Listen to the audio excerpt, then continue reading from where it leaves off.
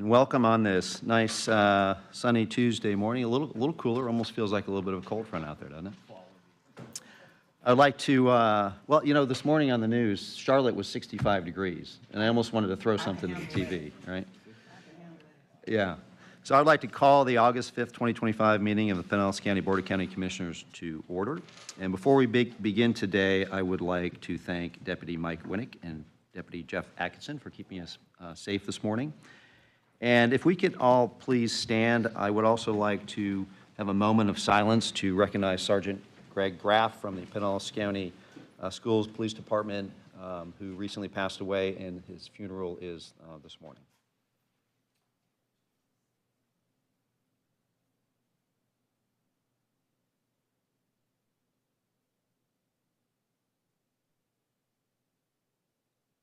Thank you.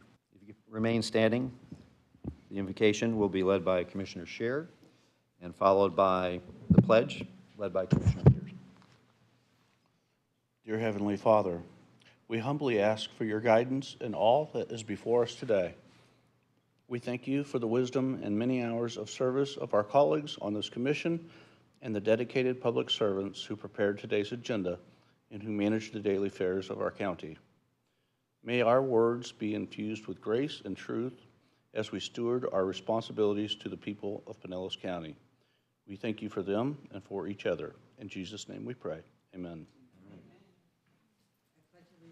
The flag of the United States of America and to the republic for which it stands, one nation, under God, indivisible, with liberty and justice for all.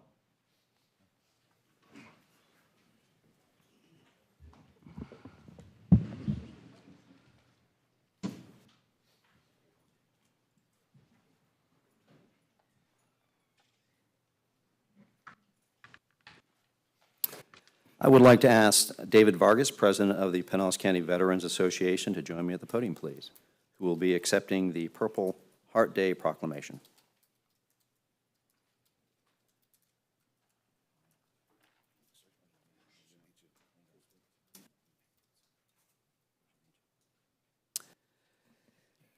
So this is especially poignant this morning. On this past Saturday, we dedicated a stretch of Ulmerton Road to Staff Sergeant Matthew Sitton, who was killed in Afghanistan on his third tour of duty on August 2nd, 2012. So the Purple Heart is the oldest military decoration still in present use and was initially created by George Washington in 1782. Initially, it was called the Badge of Military Merit. Purple Heart was the first American Service Award made available to the common soldier and is awarded to any member of the United States Armed Services wounded or killed in combat with a declared enemy of the United States. Pinellas County Veterans Association was created at the Palm Harbor Chamber of Commerce as an outreach to the veteran community by providing valuable resources and information to our local veterans. They held the inaugural Hero Fest on May 17, 2025 in downtown Palm Harbor, bringing together thousands of community members to honor those who have made the ultimate sacrifice and to celebrate the veteran heroes among us, and 100% of the proceeds were donated back into the community. They established the Veteran Voices mission to ensure local veteran stories are not forgotten and shared with the community. And they've also created spaces known as Walls of Honor throughout retirement communities, assisted living, and other medical facilities to memorialize and recognize our veterans. This year, the Pinellas County Veterans Association has worked to establish a Purple Heart Park in Palm Harbor, which is opening this summer. This park will be dedicated to those from our community who have made the ultimate sacrifice in giving their lives in the cause of freedom, and the numerous combat wounded veterans who currently reside in Pinellas County. Now, therefore, be proclaimed by the Pinellas County Board of County Commissioners that August 7th, 2025, be recognized as Purple Heart Day. Gentlemen, thank you for everything.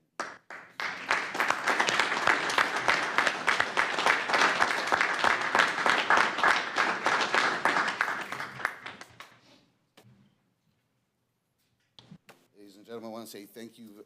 This one here. Ladies and gentlemen, I want to say thank you on behalf of the Pinellas County Veterans Association for this opportunity and recognizing our efforts and our actions. We believe in wholeheartedly to give back as much as we possibly can to all of us who are retired in the service, to give back and always maintain the reverence and the honor, to make sure everyone understands we stand on the shoulders of giants. So once again, our Purple Heart Park, our memorial, just showed up yesterday. So we do have the stone. It is sitting at Curlew Hills Memorial Center. And we're just looking to get the permits pushed through so we can finish the park this year. Thank you.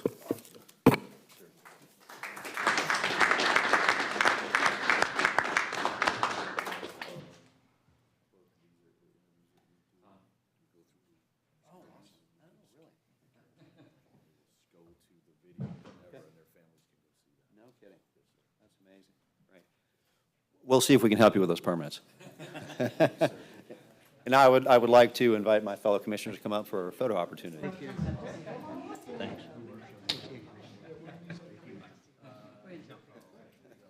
We're going to do a picture. We might know a guy.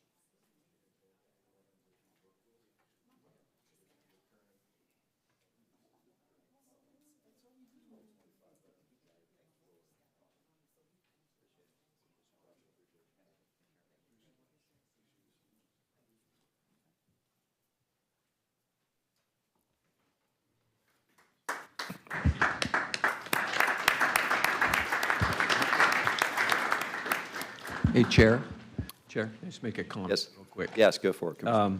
Yeah, back in 2006, 07, a young man from Purple Heart organization came forward. His name was Danny Souter. I always like to mention his name on August 7th. He felt that cities and counties around the country should be Purple Heart cities and counties. And at that time, he approached us at the city of Dunedin as the first one in the country. So I was really excited about that until we found out little town in Wisconsin had created a Purple Heart city. So we were second. But anyway, he was just an incredible ambassador for the organization and that effort. And it really started with his coming, and we sat down after a Veterans Day and just talked for a couple of hours. And he was the leader in all of that. And now you see them all over the county, all over the state and country, and it's just a testament to him. It had to start sometime, somewhere. So thank you, Danny Souter.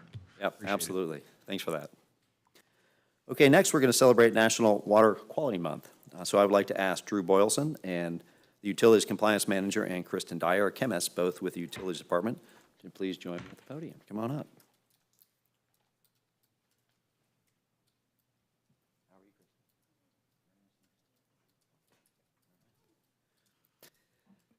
So as serving on Tampa Bay Water Board for a year, I can attest that water is our most valuable natural resource, and access to clean water is one of the most important human rights.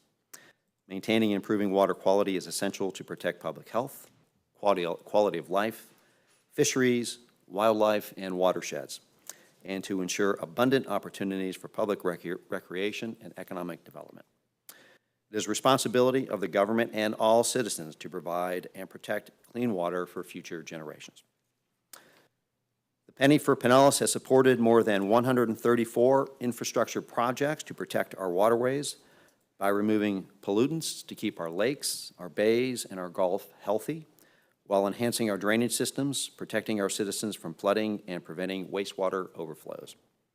August is National Water Quality Month in the United States. highlighting efforts to encourage public awareness, involvement, and active participation in the protection and restoration of our water resources. Pinellas County encourages all citizens to seek opportunities to learn how they can participate in preserving water quality now and long into the future. Now therefore, be it proclaimed by the Pinellas County Board of County Commissioners that August 2025 be recognized as National Water Quality Month. So, thank you very much for everything that you guys do. Appreciate it so much.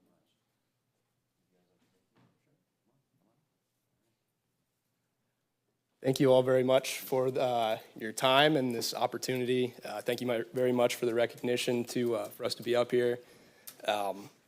You know, with water being our most precious resource, it's such a fantastic field to be in, and it really is awesome to be able to stand up here and kind of be the face of such an awesome organization. So thank you all very much, and we look forward to being the best face for our citizens and to bring the best customer service to our customers. Thank you.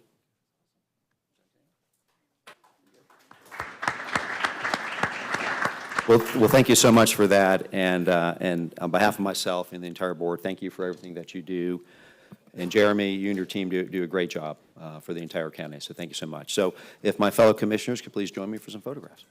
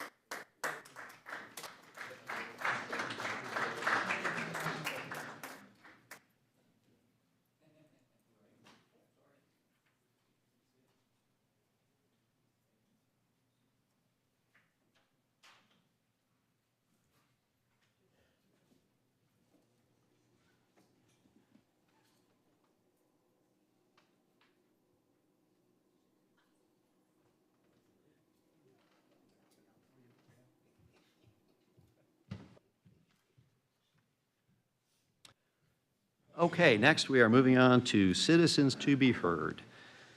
Okay, first of all, we have Brian Schneider. Please come on up.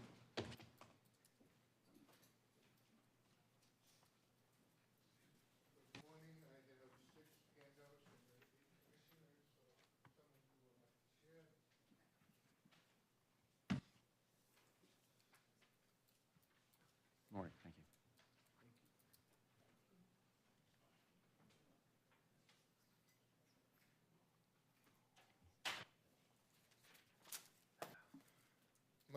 My name is Brian Schneider.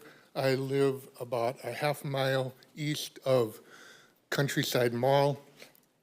I've been retired for 18 months, and my primary form of recreation is to ride my e-bike, and I do that about 10 to 25 miles most days.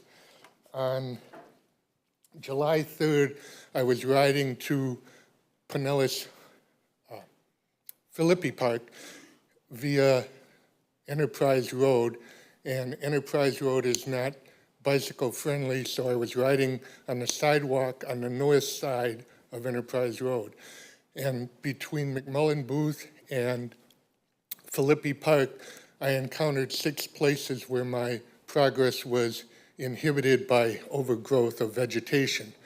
4 of those places I was able to get by bending down, and 2 of them I had, including one that you have in front of you, I had to drive around on the road, on the grass in order to get through. When I got home, I sent an email, and that resulted in the creation of service request 443035, and that was on July 7th. On July 17th, I called to follow up to find out about the progress of the service request, and I was told that progress was being made. And I inquired as to what that meant, and the woman told me that generally it takes 2 weeks for the arborist to investigate it before the work is assigned. And I asked a couple more questions, and then a woman asked if I wanted to receive a call with a follow-up, and I said that I did. And so about an hour later, I received a call from Drew McLean, who was a supervisor, very professional, very helpful. And I learned 3 things that disturbed me. Number 1, he only has 3 crews for the whole county. Number 2, most of his work is request-driven. And number 3, they have no maintenance program to find things like what you see unless somebody reports them. And he said that he has some requests that are 6 months old that he hasn't had time to take care of yet. So I told him that I would attend this meeting and try to get him some additional staffing. As a retired person, I don't want to long-term have to ride around with a notebook writing down addresses where there's overgrowth of sidewalks and then have to come home and send emails so that the problem gets taken care of. That's why I'm here this morning. Thank you, Brian. Could you just, what was that service number you were giving again? It's 4443035. And I did ride through there on Sunday, and that one has been taken care of. I'm not real confident that it would have been had it not been for my phone call.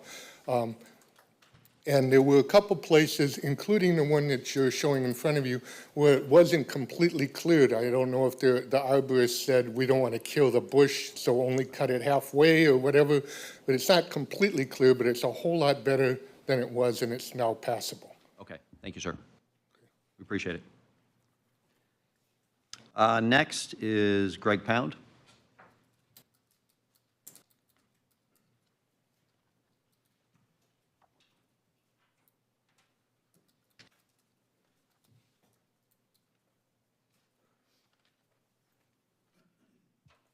Greg Pound, Largo, Florida. I want to speak on the issue of what's going on with our families. This is a sign I hold down at the beach, just real quick. I don't need to go over it. I just want the people to see it. I have tons of young people, just like Sunday night, so forth. They come up, shake my hand. They totally agree with this stuff about sex outside of marriage, breeding violence, and so forth. I want the people to know that Pinellas County leads the state in suicide. Every other county, the suicide went down. This county's, the young people, the suicide rate has tripled in Pinellas County, right today. And so we got a moral problem, and it goes back to this county leading the way and pushing their homosexual agenda of LGBT upon the people of Pinellas County. And these are our young youth, our young people, our next generation. And if something's not done, what we're doing is we're taking what's morally wrong and making it lawfully right. And we're bringing ourselves under judgment, our children and so forth. Did you see in St. Louis where them 2 people were beat up by almost 100 people, them white people? And what happens is this is happening all over the United States. The white people are being attacked, they're being beat down, beat up because of their moral standard. They have no morals. We've lost our moral code. We rejected the Word of God, this Bible. Everything in this country was built on this Bible. 1 Corinthians 7:1 says it's not good for a man to touch a woman, but because of immorality, let every man have his own wife and every woman own husband. That's why it's improper for a man to reach his hand out to shake hands with a woman. If she extends her hand, then you put your hand out. But in proper etiquette, and all this is based on the Bible. When you study the Word of God, these people who started this country were so biblically based. That's why we have the Constitution, our Bill of Rights.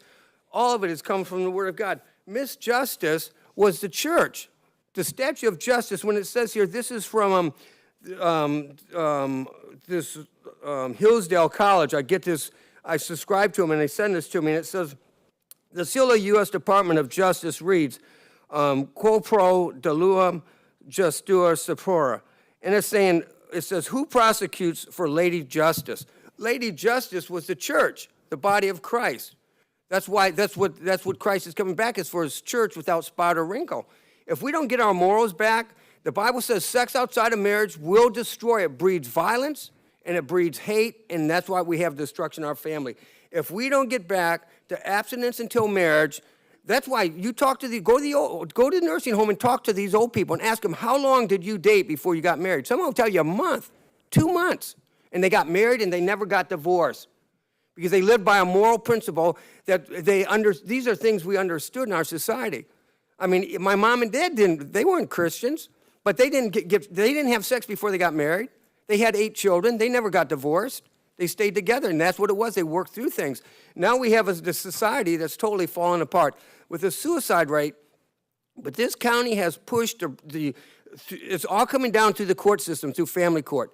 There's a science behind it in social engineering. If you destroy the family, you got the father, the mother, the children, all stuck in the court system for the rest of their life. They're going to be in the system. The leader of the family is the father. The father has to be the one who has himself morally under control. No matter what happens, he has to stand the course, and he has to be the spiritual leader of his family.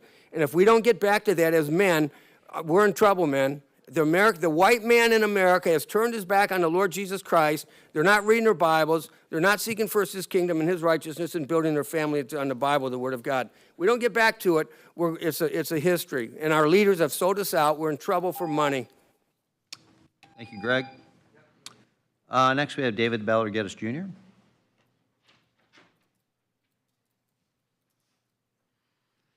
Morning, David. Good morning, Commissioners. Good morning, Chairman, sir. David Ballard Geddes Jr. I live on Georgia Avenue in Palm Harbor. At the Water District meeting in Brooksville this past June, Mr. Dave Dickens again informed us to prepare for another possible hurricane, predicting that there is a high probability of another storm this hurricane season, or, in my perception, is there more than an average chance that someone is going to modify the weather through cloud seeding, weaponizing the weather, ravaging the coastline as written in the Declaration of Independence, in an actual act of warfare as prepondered from Article 1, Section 10 of our current Constitution? Chapter 6 of Maloney's Water Code, the largest chapter in this book, is devoted to weather modification operations. Published in 1972, the code references military possibilities, giving the example of Project Cirrus on October 13th in 1947, seeding a hurricane, changing the direction and intensity of the storm. In order to save face, indemnifying itself in an attempt to claim sovereign immunity, having no accountability, no liability, and no responsibility, holding harmless, the code promotes the use of the private sector, allowing third-party contractors, privateers, mercenaries to conduct cloud seeding to modify such storms in such invasive war powers. The code employs large-scale techniques in climate alterations such as artificial heating of the ground using ultrasonic vibrations emanating from high in the upper troposphere, prioritizing uncertain experimentation to be at the top of their priority list, highlighting Florida in particular.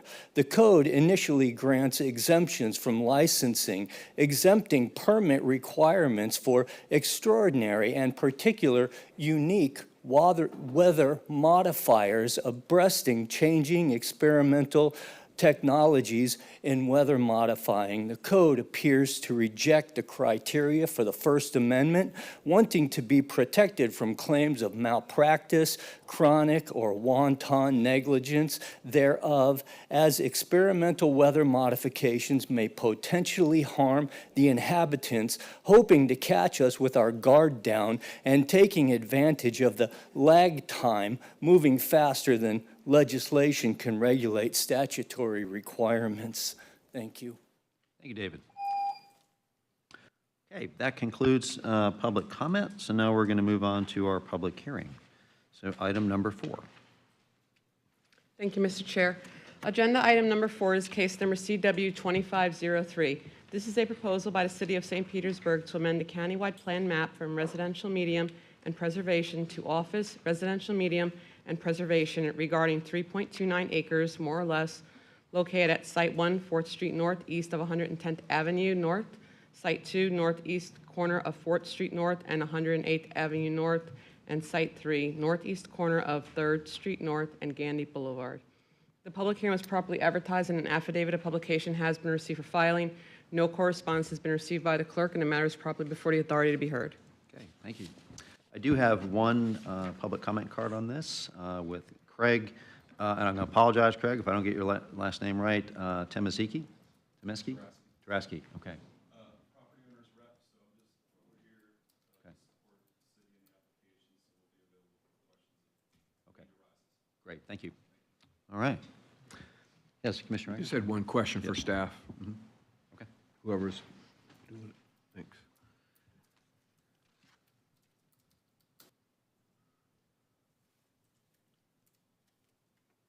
Morning, Rodney. Good morning. Hey, Rodney, thank you. So 2 questions. 3 properties interconnected on this development. Moving all preservation to the northern piece.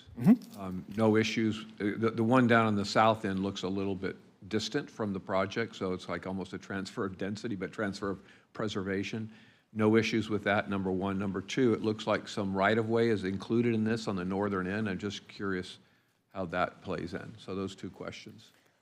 Thank you, Commissioner. There's been several coordination meetings between our staff, St. Pete staff, and the developer's rep, and we determined this was the best course of action to consolidate the upland while also recognizing and preserving the preservation. So again, even though these are 3 disparate sites, they are binded or bound together by a development agreement.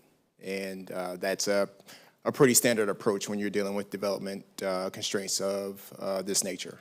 How about the right-of-way question? I believe all the wetland, or excuse me, the preservation areas are on private property. It's consistent with the jurisdictional wetland survey that was prepared for all 3 sites. So even though the mapping may indicate that it is on right-of-way, it is actually on private property. Thank you. Appreciate it, Rodney. Any other questions?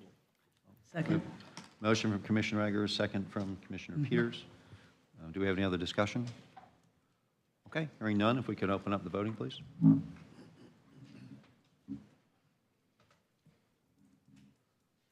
Okay, passes unanimously. Thank you very much, everybody. Okay, now we're moving on to item number 5. Agenda item number 5 is a proposed ordinance creating Division 5 of Article 6, Chapter 22 of the Pinellas County Code of Ordinances entitled Short-Term Rentals. The public hearing was properly advertised. An affidavit of publication has been received for filing. 1 email in support has been received by the clerk. The matter is properly before the board to be heard. I do have 1 individual who pre-registered to speak on this item. However, I don't see them yet on Zoom. Okay, got it. All right, well, let me know if that speaker pops up. Yes, Okay. sir.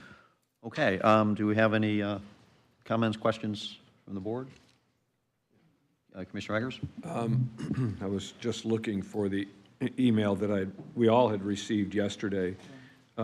Just really want to have some discussion about the intent of what we're doing as it relates to some of the building requirements and the window elevation and what that actually creates, the problem that it creates for a lot of old residents that we have. And so I just wanted, this is an effort to improve, but not to be onerous. So I just want to make sure I clearly understand what we're trying to do there and see if we can moderate that a little Kevin, bit. I think the commissioner's referring to the egress requirements. Yes. Good morning, Mr. Chairman, Commissioners. Kevin McAndrew, Director of Building and Development Review Services. Yes, the provision that is being referenced is the egress window requirement within each bedroom, which is requirement of state statute and the Florida Building Code.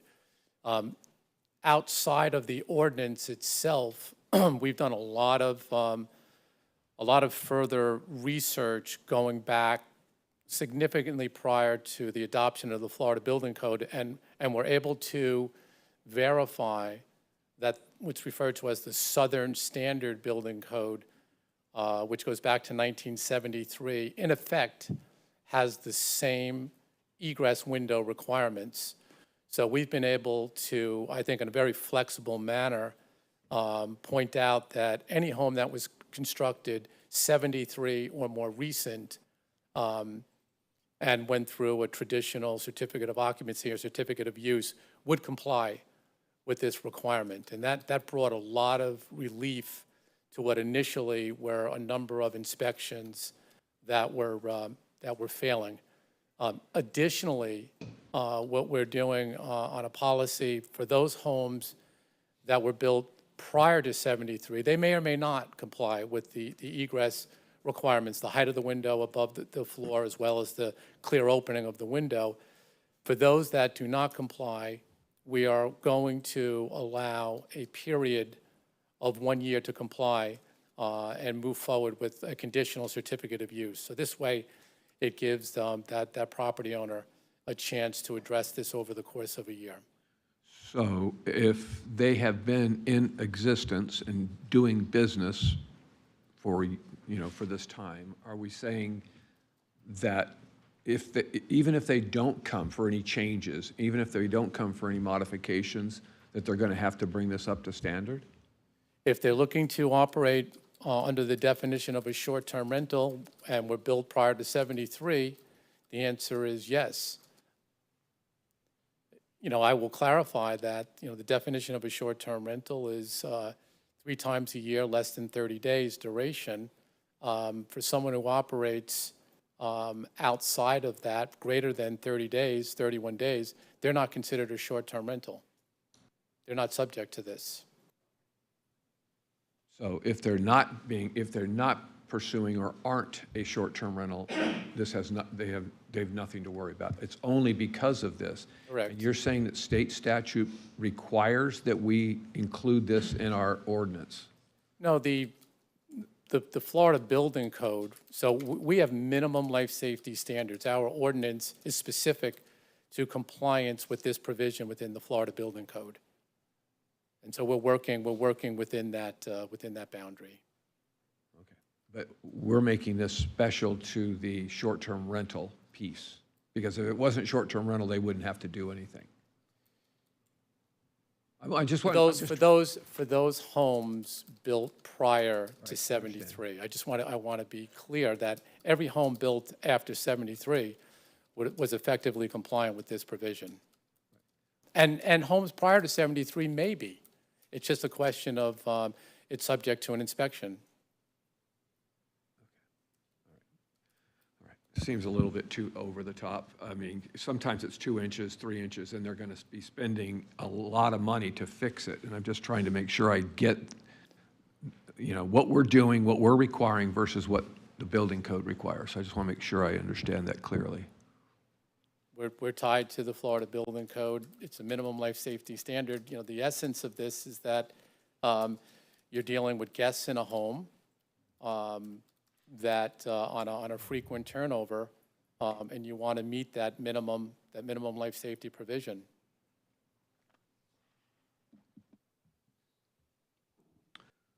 Any other comments, questions? Okay. And this is not this is the requirement that we passed back in April. This isn't anything, we're not adding anything new. That is correct. Right, okay. Anything else? Mr. Chair, if I could, we do have one recommended change from staff Okay. compared to what you have in your agenda. What you'll see on page 13 of the ordinance at the top, the version that's in the agenda requires a copy of the Pinellas County Noise Ordinance to be posted. We're recommending that be changed to posting the daily quiet hours of 10 p.m. to 9 a.m. The noise ordinance is very lengthy, and we think that's a more effective way to communicate that. So that is a recommended change. Okay. We have prepared a revised ordinance, assuming that the board is okay with that, and provided it to the clerk. Okay, thank you very much for that. I would agree with that. And I do have copies if you all wish to see it. Okay. That's the quiet hours in the residential neighborhood. Yeah, rather than saying that the owner has to post, among other things, a copy of the noise ordinance, we're changing it to a simple posting that says daily quiet hours of 10 p.m. to 9 a.m. as provided for in this short-term rental ordinance. Right. That's a little more. A lot more point. clear, I believe. Okay. All right. Okay, any Move approval with the attorney's changes. Okay, we have a motion by Commissioner Pierce, second by Commissioner Flowers. Do we have any further comments or discussion? Has the public sir. speaker? No? Okay. Okay, hearing none, if we could open up the voting, please. Okay, passes unanimously. Thank you very much. Okay, now we'll move on to our consent agenda, items 6 through 14. Would anybody like to pull anything? Motion by Commissioner Peters. Second by Commissioner Flowers. All in favor? Any opposed? Okay, thank you very much. Motion passed unanimously. Okay, now we'll move on to regular agenda, item 15. Morning, Commissioners. Item 15 is an agreement with Ajax Building Company, LLC, for the construction manager at risk. If I can have Robert Shaw bring the team from Ajax up and introduce them. Again, this is phase one for building of our new campus. They will work in conjunction with our architect on preparing the plans and programs necessary to move forward on construction. This is a construction manager at risk, meaning that with these they'll be bid out, they'll give us a guaranteed maximum price, and then that shifts the responsibility to them to bring it on budget. So with that, I'll turn it over to Robert and let him introduce it, if you have anything left. I have anything left. Okay? Morning, Robert. Morning, Commissioners. Robert Shaw, working as a consultant with CBRE for the programming, design, and construction of the new government center at the ICOT Ulmerton location. So today we have, as a complement to the services awarded at the last meeting for design, HOK, we have construction management services, as Barry mentioned. Specifically today is the pre-construction services. These services were awarded through an RFQ, similar process with a committee. Originally 7 firms returned a response. We shortlisted that to 4. We held oral presentations in this room, and the committee selected Ajax Building Company as the highest scoring company. And we are very happy about that because they do have a relationship with HOK on prior projects and local prior projects. So with that, we're happy with this arrangement. We think it's going to produce a great building, keep us in budget, right? Going to keep us in budget, and also help clarify our specifications and goals for the project. So with that, I'd like to introduce the team, Bill, Tim, Lori, and Chris. I'll let Bill give you a little opening statement about Ajax, and then, of course, we're open to questions as needed. Good morning, everybody. Thank you for the opportunity to speak. Bill Byrne, I'm CEO of Ajax. We're based right here in Oldsmar, so it's really good to be part of the Pinellas County project. I've got great relationships with the local subcontractors. We anticipate, great participation with them on this project. Really excited about getting started. As Robert mentioned, we do have some prior projects ongoing with HOK, so we're very familiar with the way they work. We think we're going to be a good team to move quickly. We know it's important to get through the design phase and put a shovel in the ground. That's where we really start to enjoy the project, so it's important for us to get moving. And we appreciate the trust that Pinellas County has placed in us for this very, very important project. We're all here locally, so we'll be heavily engaged throughout the entire process to make sure that this project is successful. So thank you again. Thanks, Bill. All right. Okay. Rest, you want to introduce yourself? Take a minute. Chris Brown. I'll be the operations manager, so I'll take it basically from presenting in this room through the warranty phase, leading the team through pre-con, construction, and the warranty. All right. Born and raised Pinellas County resident, second and a half generation. Born right down the street of Morton Plant, so this is very near and dear to me, and looking forward to it. All right, what's your high school? Lakewood. Speaking of Lakewood, we just renovated Lakewood a couple of years ago, so. Tim Sewell, I'm Regional Director for Ajax, located here in Oldsmar, and I'll be working with Chris through the whole process, and as Bill said, this is near and dear to our heart, so looking forward to getting them moving and staying within budget. Yes, and, within budget. Getting started quickly as can be allowed. Lori Rice. I'm here to support the team. I'm the project development manager and been tracking this project for probably 3 years since you guys started the planning. And I'm here to support groundbreakings, ribbon cuttings, whatever the team needs. Got it. Well, thank you very much. Nice to meet you all, and we're looking forward to it. So, question, Commissioner Eggers. Well, first of all, Oldsmar got a lot of pub time today, so I'm going to get a hold of the city manager and send a bill. It's great community. You guys do great work. Talk to me a little bit more in the detail of Phase 1 and the monies that we're providing today for that. Just what are we actually getting in that period? So these are pre-construction services to work directly with HOK, the architect, through this 16-plus month design process, with the goal of Ajax keeping us in the boundaries that we need to be in as far as the type of building materials, the structures we're using, the building techniques, just how we're executing the job to make sure that we're within the budget at the end of the day, and we can build a building that's buildable with the subcontractor trades that are here in this marketplace and with materials that are readily available. So in the end, it's a cost-saving effort to make sure that we don't have overruns or have to redesign the project at the end of the job once we get a permit because it didn't meet the budget.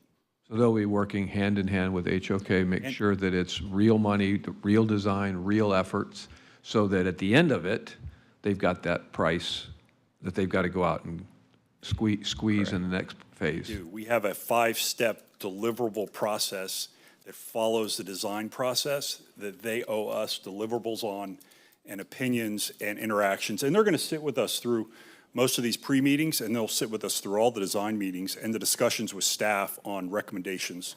So it's really they're just a partner, and they're a partner to help us get the project we want within the budget we want. Appreciate your efforts in this process, and welcome to the team. Robert's been instrumental in this, and it was a negotiated fee too, so he's not only looked at our best interest for the right team, but making sure it's competitive, with the marketplace. So it really has been a very, very good process, and Robert's been key in leading that. Barry, question for you real quick. Can the funds that we're allocating here, can they be recaptured at some point if we decide to bond the project, how we decide to fund it going forward? We will be bonding the project, I can tell you that, but yes, so we'll do an inducement resolution, which will allow us to claw back, and we can either choose to pay cash, or we could roll that into the bond issuance. Okay. Chris and I have talked about that. That's we're going to have a discussion with you at a later date regarding the funding and options as we look at reserve levels and things like that that you have raised, as part of the budget discussion. So those are discussions we do need to have, and the way we can do that is through a recapture, and it's an inducement resolution. Thank you.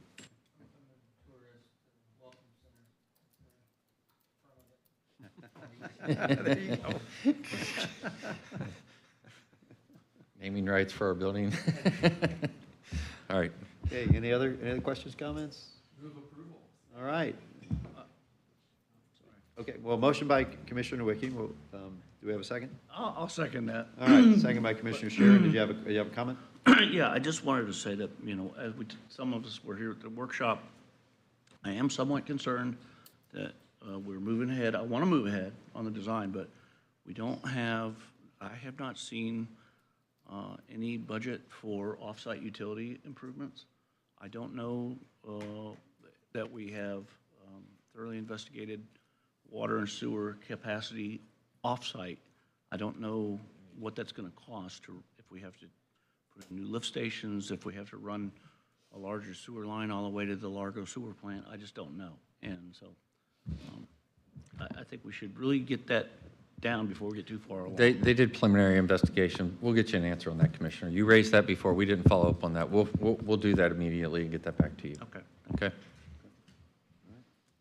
Any other questions, comments? All right, hearing none, if we can open up the voting, please. Passed unanimously. All right, thanks, guys, appreciate it. Thank you. Thank you, guys. Look forward to working with you. And we're going to have a kickoff meeting here coming up with both the architect and Ajax, and really get going on the project. So, All right, moving on to item number 16. Item 16 is Affordable Housing Program Project, funding recommendation. This is for Independent Place. As you know, the zoning case was heard a year ago that resulted in requirements through a development agreement. The project's before you for funding through a federal home grant for construction cost. I think Bruce gave you a memo kind of outlining that recently. So. Okay. All right. Okay, motion by Commissioner Peters. Second by Commissioner Flowers. Question by Commissioner Rager. Yeah. So, Bruce, come on up. Bruce, I mean, it looks almost like a $400,000 a unit. It's only 20 years. And what percentage of the cost does the developer have, in terms of skin in the game? Good morning, Commission. Bruce Bussey, Community Development Manager. The home requirements of the funding source is a 20-year requirement. There are other funding sources from Florida Housing Finance Corporation. Those, I believe, have a 40 or 50-year affordability requirement. So in terms of the development agreement and the county home funding, that's a 20-year, but that'll be underneath a 50-year requirement from the Florida Housing Finance Corporation. In terms of the funding, the Pinellas County funding is approximately 15% of the project. The majority of the funds are coming from Florida Housing Finance Corporation. A nonprofit organization has contributed over $126,000, and then there is a deferred developer fee, approximately $700,000, that is essentially what the developer will receive following the construction, lease-up, and operation of the facility. It is a 20-unit special needs facility, so it's a little bit unique. It's not one of our typical affordable housing projects. The clientele that will be served are developmentally disabled families and individuals for the 20 units. And Bruce, if you could explain, these are not our regular home dollars. These are specialized around projects like this. So they are not applicable. We can't use those in other areas. These are not our penny dollars. These are federal dollars, right? Yeah. These are federal dollars, but Bruce, can you explain Correct. that? The county received an allocation of a special allocation of home funding through the American Recovery Program. That was approximately, let's see. Yeah, we received a special allocation of $5.4 million of home ARP funding, and those have special requirements in addition to low income and very low income that we serve clientele that are either homeless or at risk of homelessness. So those are dollars that are a little bit challenging to spend unless you can find some projects like these that serve those families. So we feel like this is a good opportunity to utilize those funds.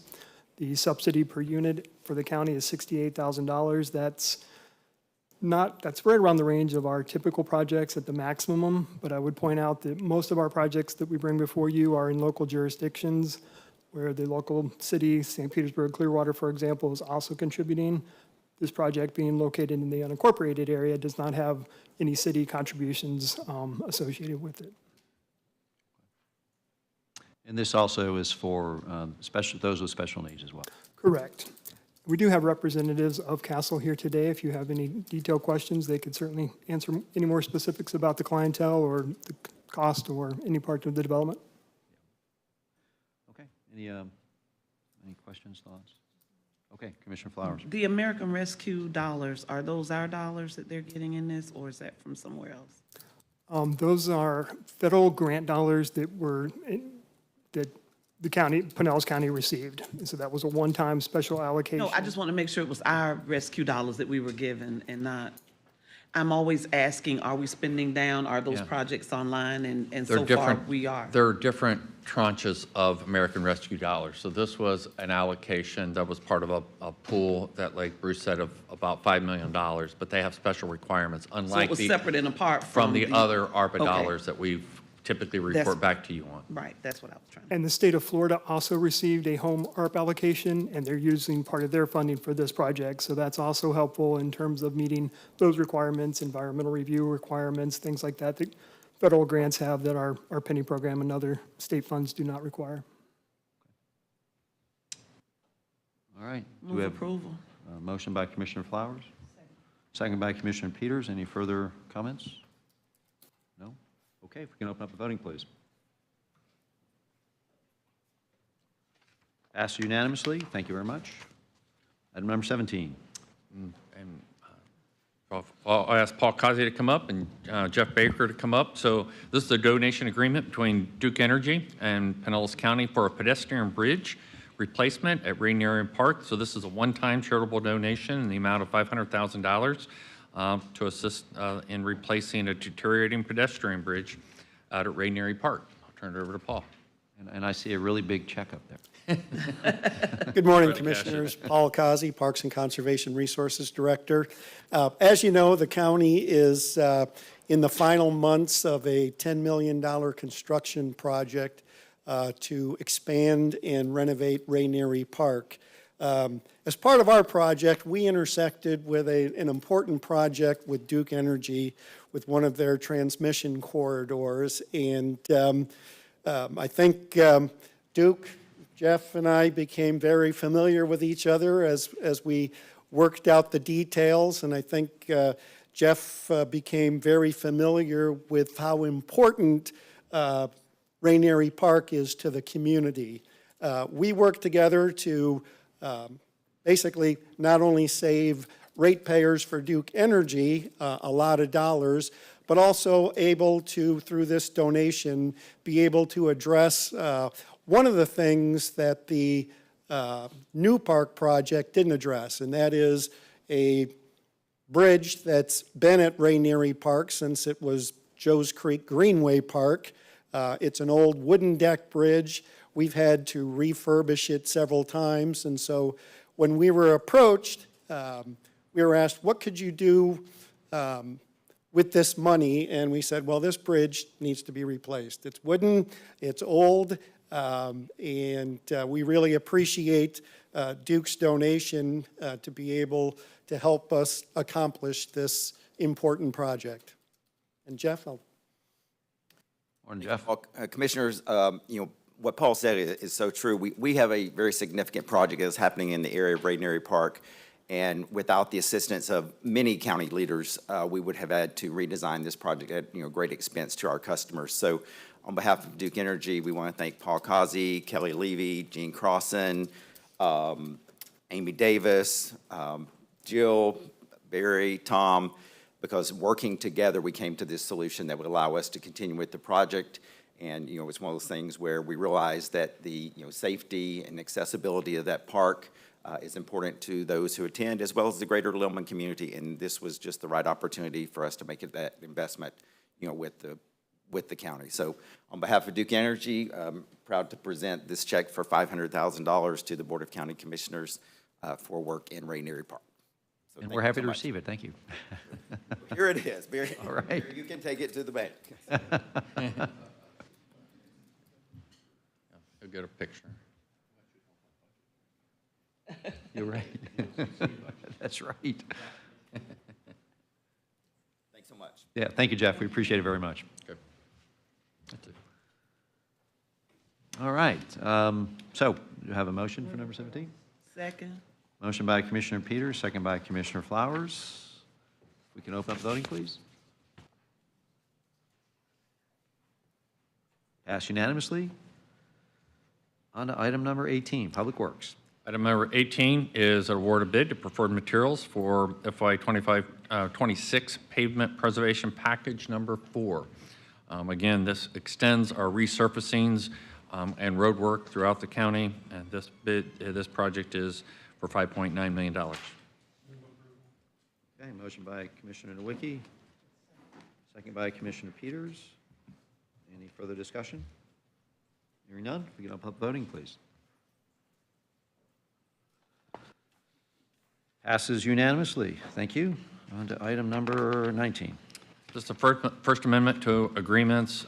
This is for our transportation engineering services. So the award is to 9 vendors for $2.5 million each. They use this kind of like we do for JOC contracts. So they use it for different various projects, and they have different types of services between the different vendors. So again, it's to extend this. This is a First Amendment to the original agreements, and it provides additional work that they can do, all within capital projects that are pre-approved by the County Commission. Okay. Questions? Comments? Motion by Commissioner Eggers. Second. Second by Commissioner Flowers. Any further discussion? Hearing none, if we could open up the voting, please. Passed unanimously. Thank you. Item number 20. This agreement is with the City of Clearwater to provide funding assistance to construction of a new fire station. This is for the, covers the unincorporated piece of the city's fire service. Second. Motion by Commissioner Wickie, second by Commissioner Flowers. Any further discussion? All in favor? Or, I'm sorry, if we can open the voting, please. Excuse me. Passes unanimously. Thank you. Item 21. This is the transfer of 3 ambulance bus assets to outside the county. We received 3 donated buses to us, placed them into service. We've tried to use them, but it doesn't necessarily work for our needs, so we're reassigning those to other rural areas for them to use for evacuations and medical transport. Motion by Commissioner Flowers. Second by Commissioner Nowicki. Do we have any further discussion? Hearing none, if we could open up the voting.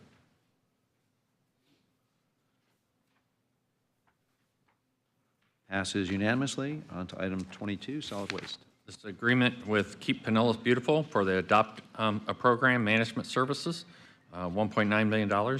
Staff provided a memo providing the information you requested previously. We recommend approval. Okay.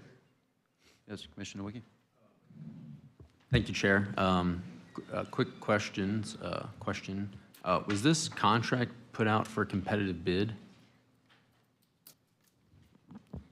Don't know the answer to that. Paul, you want to come up? Jill?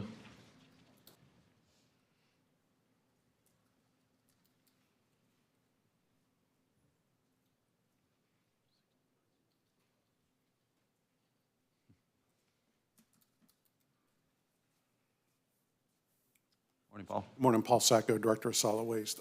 I can't answer that specifically. I'd have to check with the purchasing department, but I believe Keep Pinellas Beautiful is part of the affiliation of Keep America Beautiful, and I believe they're the only one that can provide that service that we're looking for to support the adopt-a programs as well as cleanups in the county for illegal dumping and recycling and outreach. But I'd have to find that out. This is, I mean, I think it's a continuing professional relationship, you know, so, which is allowed by our purchasing code.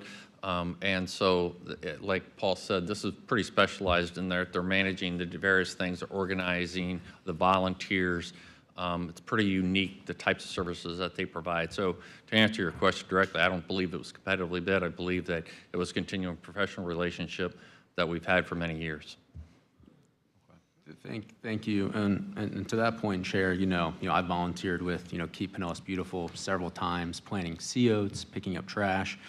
But this is, $2 million contract with a 20% increase year over year from the 2020 contract. And it wasn't competitively bid. And it's even more concerning is that I don't think there's any enforceable performance metrics in this contract. So it's not saying that Keep Pinellas Beautiful is going to pick up 1 pound of trash. They're not going to get even 1 new volunteer. This is just an oversight of a volunteer program. Or that a single complaint of the litter hotline will be resolved in any amount of time. It could be 1 day, 10 days, 20 days. There's not a single performance metric. And so if we're being asked to approve a multi-year sole source contract without clear outcomes, clear accountability, or any public transparency on performance, and the cost has doubled, since it originally went out. And with, Florida DOJ audit team visiting us this week, I mean, these exact contracts are gonna be in the crosshairs. Not, single source, no bid, doubled in price from 2020, and going up 20% a year with no performance metrics. I wanna support this mission, but I also wanna be able to look to our taxpayers in the eye and say, we did our due diligence. I can't in good conscience, vote to approve this contract with no competitive process and no performance requirements. But I do support Keep Pinellas Beautiful and their vision and their mission. I just couldn't support this because I don't think it earns public trust. Thank you. Understood. Commissioner Flowers? I understand your concern, and maybe Jewel can correct me if I'm wrong. Since I've been in the government spotlight, whenever you have something that is considered to be a sole source, Meaning this is the organization or company or business that is the only one that can provide this particular service. In the case of what you just said, would this not fall under that sole source contracted service? There's two ways that you can do things. So it's continuing professional relationship that they would certainly fall under because we've had that contract in that place. So under our purchasing ordinance, that is allowed. We also have sole source provisions, and there's criteria that we go through to review to determine something sole source. I think this falls under continuing professional relationship. Okay. And again, Commissioner Nowicki, I'm not, because you're raising a valid question, you know, persons want to see if you've had a contract for 60 months or so, but I also know that there are certain entities that, because you're dealing with interstate cleanup or you're dealing with waterways and whatnot, there are specific organizations that, not us, but the governments above us say that we can use. So that's why I asked the question, because I know there have been instances where there have been sole source requirements. But so let me ask this question. Is this something that we have to vote on today in order to give you an opportunity to find the answer for Commissioner Nowicki? If it's something we have to vote on today, I'm certainly prepared to move it forward. Or is it something that can wait till the next meeting? Just asking a question. Well, certainly you can defer it to the next meeting. I don't know when the contract ends, but I was just going to look that up. But to answer his question is separate from whether we have the authority to do it. It's clear we have the authority to do it. Whether or not you're comfortable with the provisions and the whether it was bid or the cost increases, that's separate. If you want us to go back and look at it, you can do one or two things. You can either turn the contract down and we'll look at it, or kick it back to us, or you could pass it and we would go back and look. There's a termination provision within the agreement. And if we could bring back ideas on that. So however the board wants to move forward, but you're right, he's 100% correct. It was a continuing professional relationship, and the things that he addressed are not within the agreement. Yeah, and I mean with everything, including what we just approved Oh, for. wait a minute. Jill has comments on that. I'm sorry. I'll stop. I'm sorry. No. Go ahead. So I guess a couple of answers to the question. I think we did confirm that this was sole source. There are metrics in Schedule A. They are minimal, but you got to realize this is kind of like a level of service or level of effort type program, and they're required to report out monthly on what they're doing for each of the areas for solid waste, for public works, as well as parks. In each of those areas, they're coordinating volunteer efforts to do and support those areas, as well as in the solid waste area where they're looking at the illegal dumping. They still provide recycling and outreach, education. They handle volunteer cleanups for areas that are outside the public works and the parks areas. So we have the ability to view those every month. We do view those every month. And if for some reason we don't feel like we're getting, the bang for the buck or the return on investment that we're making, we always have the right to get out of this contract if we want to. In preparation for today's meeting, I just looked at the last 18 months for solid waste. And when you look at the contract itself for that $1.9 million over 60 months, that's about $32,000 a month investment from solid waste, parks, and as well as public works. Just in the payback alone from the number of volunteer hours when you equate just the labor. We're not talking about the materials, the equipment that they use to do all that, just the labor that they're coordinating for solid waste efforts. On an average monthly basis, it's about $158,000. So we're getting that return just on the solid waste side, and that's not even including parks and public works. So I know they view the same, the other departments are looking at the same, but there are metrics there, and we do look at what the return is, because quite frankly, if we didn't have Keep Pinellas Beautiful doing those things for us, staff or the county would have to provide that level of service for those areas, and I could tell you that's not something we could do with the existing staff or resources that we have today. They're very much able to leverage what we can't. And I think the increase that you're seeing, from contract to contract is because that has blossomed, and the level of service that they're providing has also increased, I think, over time. Respectfully though, they're not actually picking up the trash. They're just overseeing volunteers. And that cost, respectfully, the city of St. Pete, Largo, and other municipalities contribute to Keep Pinellas Beautiful. So it's not just the cost basis that you're talking about. Keep Pinellas Beautiful brings in a lot more money and they didn't break down the volunteers or the trash specifically for the county. They did it for their whole program. So I just think it's important. We have it for the county. We have those, I think we provided that for solid waste, parks, and public works specific to our department. We have that. Right, but what I'm saying is other people contribute to keep Pinellas beautiful, correct? True. So when we're saying like their, adopt a mile program, the cost, like it's not siphoned off, like they're not, like the numbers that we were saying, it's not siphoned off, like it was their whole performance. It wasn't just like, well, if we didn't get any other money, this is what the county would have done. Does that make sense? Yeah, but I think our performance metrics are for the portion specific to the county. Specific. We have an annual report that does everything, but I think, provided data to the commission that was specific to solid waste, public works, and parks, just for those areas. They report out to the county what they do. And they do also have in their requirements for the new 5-year period, they have to increase the percentage of their performance. So, for example, we know and we record and monitor the quantity of miles, ponds, trail, or shores adopted throughout the term of the contract. They have to achieve an additional annual increase of 10% adoption of remaining segments. So it varies from the 3 departments, but the illegal dumping alone and the coverage of that collection, so they're outsourcing it, yes, but we're not having to manage those contracts. And they do report holistically across all of their supporters, and I know many of the cities do use them as well. But our tracking and our metrics are specific to Pinellas County. We're not commingling those. The link to their report was to just provide you with some additional reflections on their programs countywide as they report them out. But we track them individually to us by pound collected, by amount diverted. I mean, we have, if you had a chance to look at those spreadsheets, very specific metrics. So if Sorry, I didn't introduce myself. Jill Silverboard, Deputy City Manager. Morning, Jill. Deputy County Administrator. Sorry. So if for some city reason. manager now. All right. If for some reason we decided they weren't doing a good job, what is our escape clause? What's the term? Do we have 30 days, 60 days, or what's that look like? I'd have to look that up, but typically trying that's to a look that 60, up, that's Commissioner. probably a 60-day thing typically. And we wouldn't be obligated anything beyond that, right? Just, okay. No. Got it. And you had an answer, do you have to approve this today? Their existing contract expires, I think, on August 10th. Okay. So there is a little bit of time certain with this. All right. All right. Will of the board, Commissioner Eggers?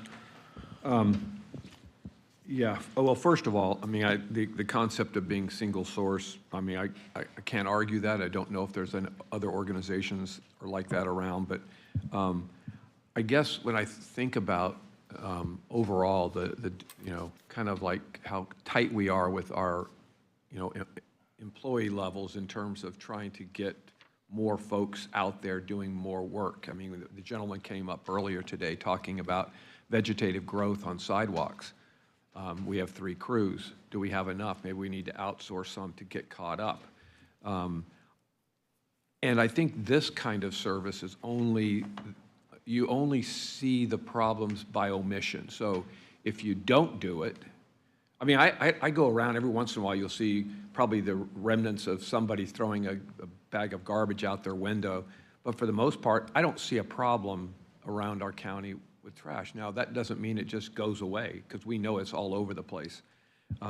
They have a decent track record. I mean, I just know that, again, what I just said is I don't see a problem. So I think somebody's doing a good job orchestrating volunteers, and as you said, you've been part of that volunteer team yourself. So there's a lot of us out there that are being kind of rallied around to get stuff done. So I'm okay with this. I certainly would like to see maybe down the road, maybe there's another group that does it. I know nobody else comes forward to offer the service, but I think because it's sole service, because of their track record, I'm okay moving forward with this, and certainly understand the question that was on the table. But I think those are the issues, and I think that's why I'm comfortable at this point. Thank you. Was that a motion? Mr. Chair, could we, Let him talk. Was that a motion, Commissioner? Yes. Okay, motion by Commissioner Second. Rogers, second by Commissioner Flowers. Did you have a comment, Joe? we were just going to clarify that the increase is tied to the CPI or 4% per year, whichever is less. All right. We have, Commissioner Sher? Yes. When is the current agreement expire? I didn't see that on the. It's like August 10th or somewhere. This all? Like in a week. In a week? Oh, Yeah. And it wasn't bid out? I appreciate you bringing this to my attention. I missed it. I don't particularly like the idea of not bidding out a contract, or at least requesting. Did we request proposals? Or No, I'm sure there's a nothing? continuing professional relationship. There are a lot of things like this. I mean, the amount of work for an area where you don't have, an organization like this that brings all those volunteers, that have countywide reach, you go through an effort, that's a lot of staff time to create that and do that, if you've got a good process and program that works. When you stand up a new program and you have new volunteers or something like that, let's just say another nonprofit would come forward and want to do something like this, now somebody's got to manage that contract and manage the programs. And so, there are legitimate reasons for continuing professional relationship. That does not mean we've given away the store, and it certainly does not mean we don't have control measures to make sure we're getting our money's worth. But, Commissioner Flowers? Page 34 of 39 says that there's a 30-day out clause on either side. Ah, thank you. Under section C. So the agreement remains in I effect. was looking for that, I couldn't find it. Yeah, the contractor or adopting group may terminate this agreement for any reason upon 30 days written notice. Contractor reserves the right to terminate this agreement for non-compliance with stated terms at any time. So if they don't perform, they could cancel it without the 30-day notice. But Okay. Okay, thank you. Thanks for finding that. Okay. All right, anything else? All right, let's open up the voting then.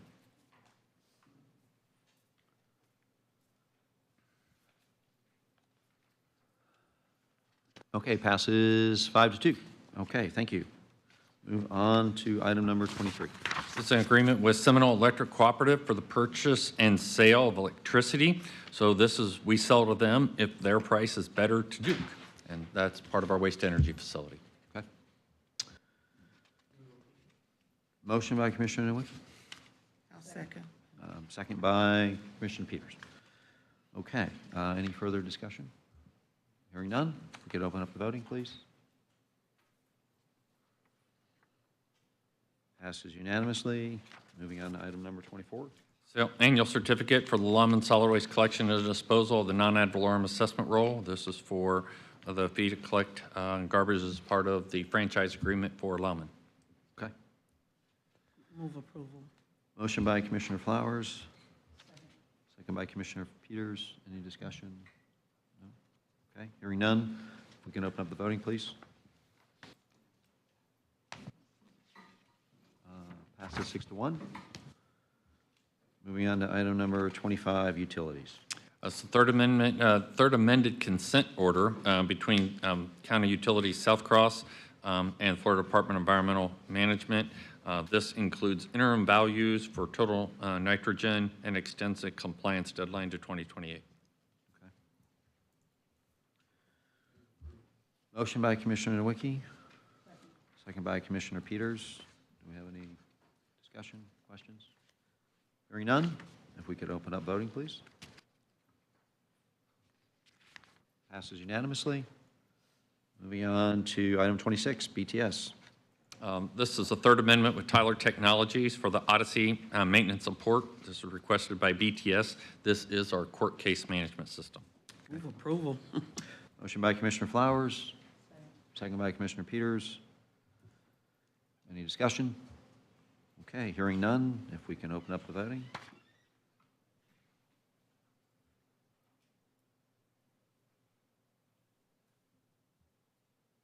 Who are we waiting on? There we go. Passes unanimously. Okay, moving on to item 27, Madam Attorney.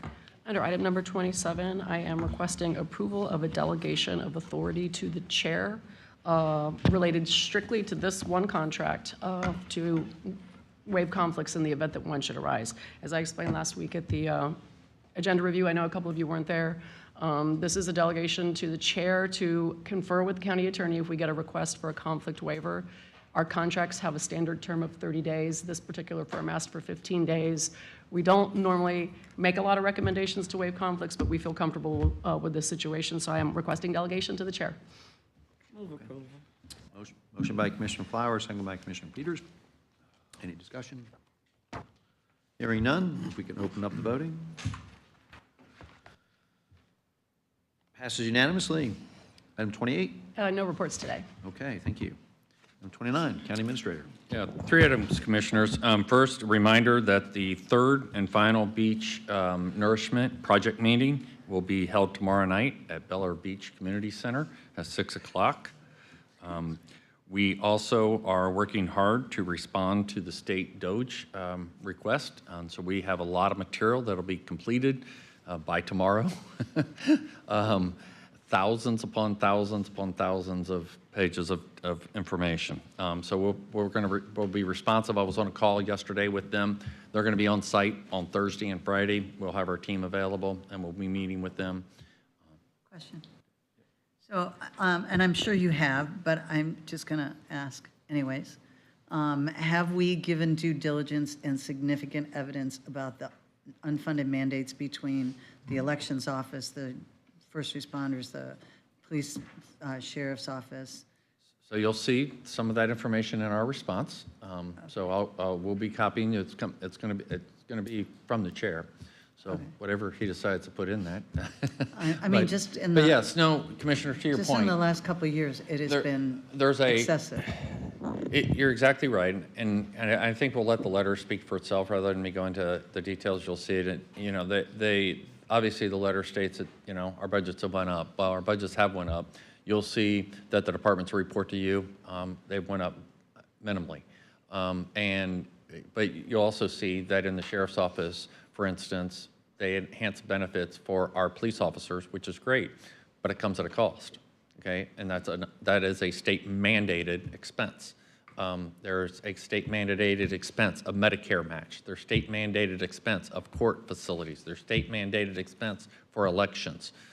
So we're going to include those within the response, but then also provide everything. And I think the message is, and that's what you as a commission decided when you passed the resolution saying we support the state DOGE efforts, is this is an opportunity. We do best practices all the time. We say, how do others do business? And how can we apply that to make ourselves more efficient? You challenge us that every budget year on doing that. That's the reason you've been able to reduce the tax rate 3 of the last 5 years. And so we're gonna pose that if you're seeing other ideas and best practices, we welcome those. And so this can be a collaborative process, and we look forward to meeting with them and moving this process forward. Well, I do appreciate that they recognize that we've made an effort in the last 5 years. But the 1 year that we couldn't do anything, it was all unfunded mandates. And everything that we would have gained, what we could have reduced was unfunded mandates. So I think the importance of that is for when they look at the whole big picture, they have to look at the actions that the state, when they require stuff like that they can't. I don't even think they have any, when they vote for that, and it's never really discussed when they vote for that, what the fiscal impact is. They write a little bit of a fiscal impact in the bill description, but those fiscal impacts have big consequences. And so I just think we have to highlight it enough for them to at least go, all right, there's a balancing act. And we have been good stewards. I know in the last 5 years, we've been really good stewards. And so I'm sure it's going to go well and fine, but thank you. Commissioner Lafayette? Thank you, Mr. Chair. And I welcome them coming, and I know you do too. And I know that you've met with them previously. Can we put in the letter, previous discussions that you've had with the Doge reps. I know that they were here a couple weeks ago and met with you, and they had some ideas, and you had some feedback, with them. And my understanding from my talks with you is it was a pretty good meeting. And the other thing I would like to put in that letter is talking about how we're still waiting on reimbursements from both the state and the feds for last hurricane season and the tens of millions of dollars that we have spent, from those hurricanes. And so, I welcome them, and I, welcome their feedback, but, maybe they can come with a check in hand as well. Well, again, we're finalizing everything up for the chair's review, the letter. We have to upload documents. Obviously, this is electronic. They're asking, staffs, we had a week to respond, and you're asking for every contract, performance measure, for every contract over $10,000, every, for the last 5 years. It's a lot. It's a monumental task to pull all this together, and our staff has done a yeoman's job doing that. So When you say thousands of pages, how many thousands are you?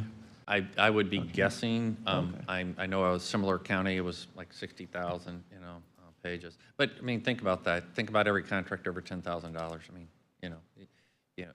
Financial information, contracts. And you saw the list. Right. You got 9 pages of information requests, and so we're uploading that information. It's a lot. That's what they wanted. They can have it. They have a team of 11 people coming in, and so I'll be meeting with them, and welcoming them, and then see where they want to go. So I'm sure this will be the first, of discussions. They're going to be requested to meet with people and things like that, and we'll make people available if they're here. I got Blaine on vacation. Chris is coming back, so Chris will be here. Our budget director, he was on vacation. Jill's out. So on Thursday. So we'll do the best we can, and they recognize that. They're like, no issue. If they have to do a follow-up, we can do a follow-up Zoom call or whatever at a later date. So it's very cooperative. We said, see you on Thursday. But we'll get the information to you electronically by Wednesday. So, Mr. Eggers? Yeah. So, like you said, Commissioner Letval, we welcome anybody that wants to come down and scrutinize the spending that goes on here. Certainly. I think the issue is like the forest for the trees discussion. The devil's in the details. They're going to get into each tree of this forest and try to take exception with what's going on. And so there's there's almost some policy issues that come out of Tallahassee that almost need to be looked at. Whenever you have these unfunded mandates, it's either all or nothing. So there's no real appreciation for incremental increases so we can try to absorb a little better over the long haul on things like what we're talking about. We had the discussion just briefly about, bonding a construction project. So we could pay, $50 million today, or we could pay it over the next, 30 years to not only be intergenerational, but to minimize the impact on taxpayers today. That kind of concept is really important. And so that's number one. The other thing is it's just a little thing, but we have 3 millage rates that we've added for infrastructure. Yes. And I think that's really I'd like to see that gone, but I'd like all the work that's being done because of it is a big deal. It's called infrastructure investment. And there's no CPI index on gas tax for us here locally, but they do it at the state level because it makes sense to and we're not talking about increased taxes here. We're talking about having it where it's supposed to be. We've had to implement 3 millages to offset some of the shortfalls in our sales. So I just we have specifically outlined that, and the difference between the state gas tax and ours in that letter. So Okay. we point that out as part of why the millage is what it is. Yeah, and though one can argue when the last penny was actually voted on in a 2017 instead of a 16 or 18, like we're going to do this year, the penny for Pinellas that was approved by the voters, I think that's important because they understand the importance of the infrastructure improvements that were going on here. So I just think there's some, again, the forest for the tree discussions that they don't seem to care about. They care about the details within it, and I understand that, but it also is policy-based out of Tallahassee so that we can deal with some of these deals on our own here locally. And it makes it increasingly difficult to try to make budgets happen locally. But again, if they find stuff that we're not doing right, well, we welcome it. So, but I'm really concerned about some of that rhetoric sometimes that I Commissioner, hear. we'll see how, we'll see where they go with it. I mean, again, like the chairman has in the letter, we have an opportunity here to be collaborative. We have an opportunity to look at best practices and new ideas. That was some of the earlier discussions when they wanted to look at how we do water and sewer. Well, we start getting into water and sewer, I'm like, you can go to one city and we do it different in different parts of the city, the way development patterns occur. So in one area, the city collects all the sewage and they send it, and they, as a wholesale, we wholesale collect it, send it to in a different area of the same city, we provide retail service. And so the city's it depends on how the development and where was the cheapest way at the time to get service, and so things like that require a lot so they're looking at ideas. We have to talk through them to say, does that make sense to do it differently in this area? And so those are the types of discussions. Again, I think collaboration is the key word, but it works two ways. Right, And I I think understand. sometimes when you overload at one point in time, it makes it difficult. So you've just described the effort that's ongoing to try to respond to some of the stuff. And I think sometimes collaboration and communication, there's no end date to this. I mean, this could go on and on and on and on. And I think, it paralyzes a lot of workforce efforts. So anyway, enough of my... To answer Commissioner Lavella's question, though, Joe Laurel just texted me and said that just on the contract stuff alone, it's 162,000 pages. So, so that just on that piece. So there's a lot of information there. Well, and Barry and I have talked about this a lot, and great comments. And a lot of this is being incorporated into the letter. And, the fact that, our local option fuel tax is not indexed, leading to the fact that we have 3 level of services millages. And all of the unfunded mandates that have been talked about, that stuff is going to be incorporated because they need to know that. And I, met last week with one of our state reps to go over, kind of County Budget 101, who's sitting on the House Special Committee on Property Taxes. And there was not an understanding that FRS, when our FRS payments for the sheriff go up, that the money doesn't come from the state for us to fill that gap. I mean, they didn't know that. So, and that's not a knock against any members of our state legislative delegation. They don't deal with local government budgeting, so it's just different. But just to show there is a big difference in understanding between what we do here and what happens in Tallahassee. So that's going to be really important to make sure that we outline that in the letter, and it will be. And I welcome, as we all do, another set of eyes. If they're coming in with a collaborative mindset, this could really be a good thing. If there's a predetermined outcome already, well, then it's just going to be what it's going to be. But my hope all along going into this is that if the DOJ team is looking at our information and looking at 30 or 40 counties worth of other information, that they will be able to see trends and efficiencies that we just can't identify because we're only looking at our own data. And that perhaps the state could set some financial benchmarks that counties could strive for. I think that would be a great outcome of this. So I'm looking forward to it, and hopefully they're coming in with an open, collaborative mind, and we can get some good outcomes from this. Because at the end of the day, we want to provide the most efficient, effective services that we can for our residents at the lowest possible cost. That's our goal.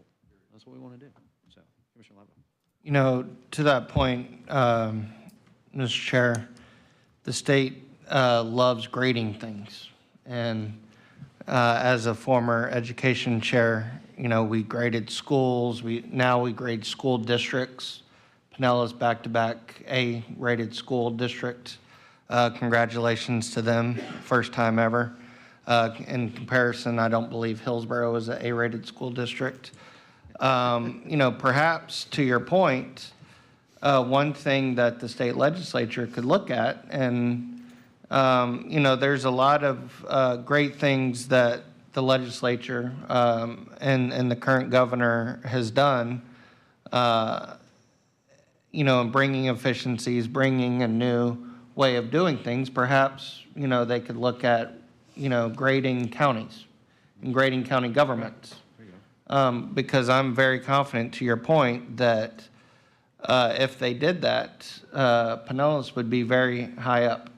You know, and that could, you know, give counties something to strive for, and, you know, be an A-rated county.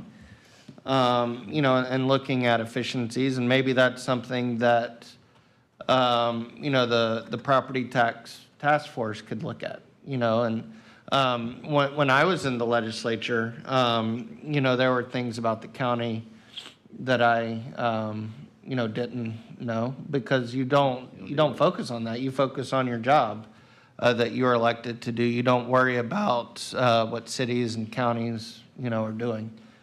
You know, and so I don't think it's necessarily a knock on them per se. They're just, you know, they're worried about 67 counties, you know, and they're worried about 20 million citizens and looking at the state as a whole and things like that. They're not, you know, worried about, you know, some of the minute details that we're elected to do. And so I think, you know, maybe that we put that on our legislative agenda as, you know, a ranking system for counties. I like that. Yep. I think I love it. Okay, Matt's taking notes. I like it.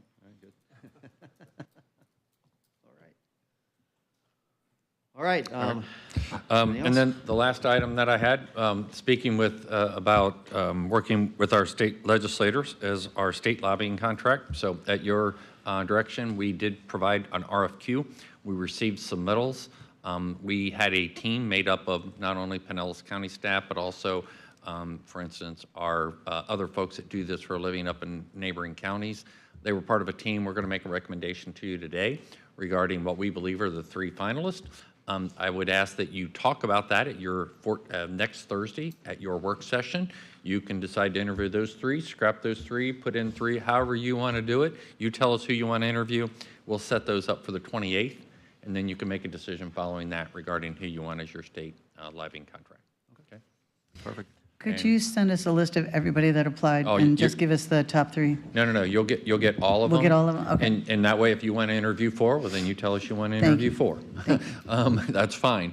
Whatever you, we'll give you the complete submittal of all of them, and then what the staff ranked as the top 3.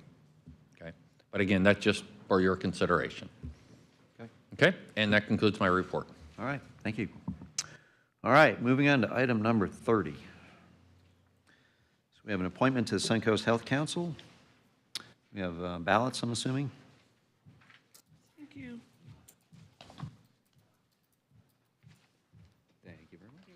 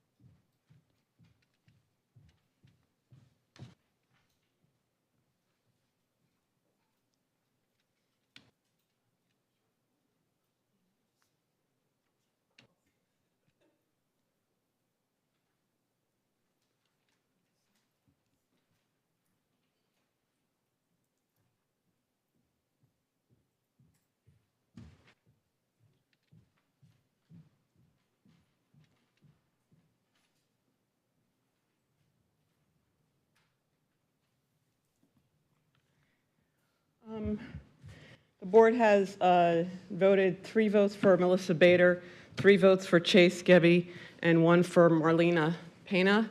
I do have another set of ballots then, so the vote would be between Melissa Bader and Chase Gebby.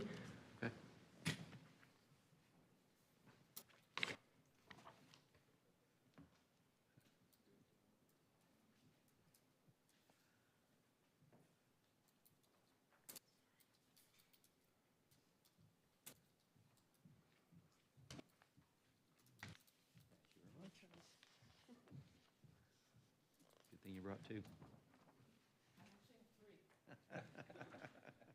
You're prepared. I am. One time I ran out, so I'll never let that happen again.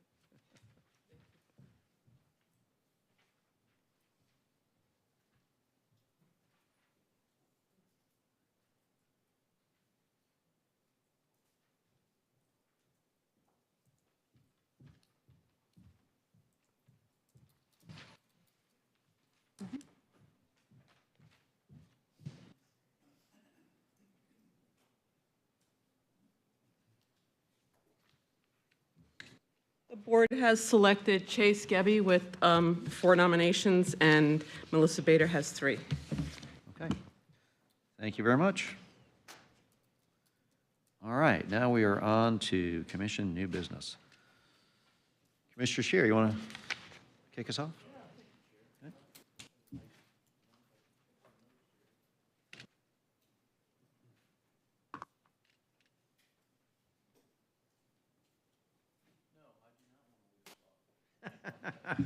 All right.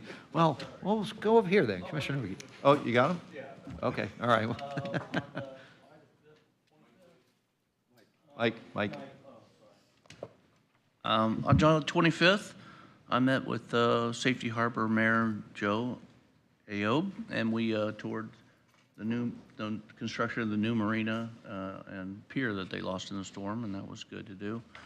Got an update on that. And then I also met with Brian Lowak and his team at Visit St. Pete Clearwater, learned about their promotion events and their ad programs. It was very informative, and I was glad I got to do that, finally.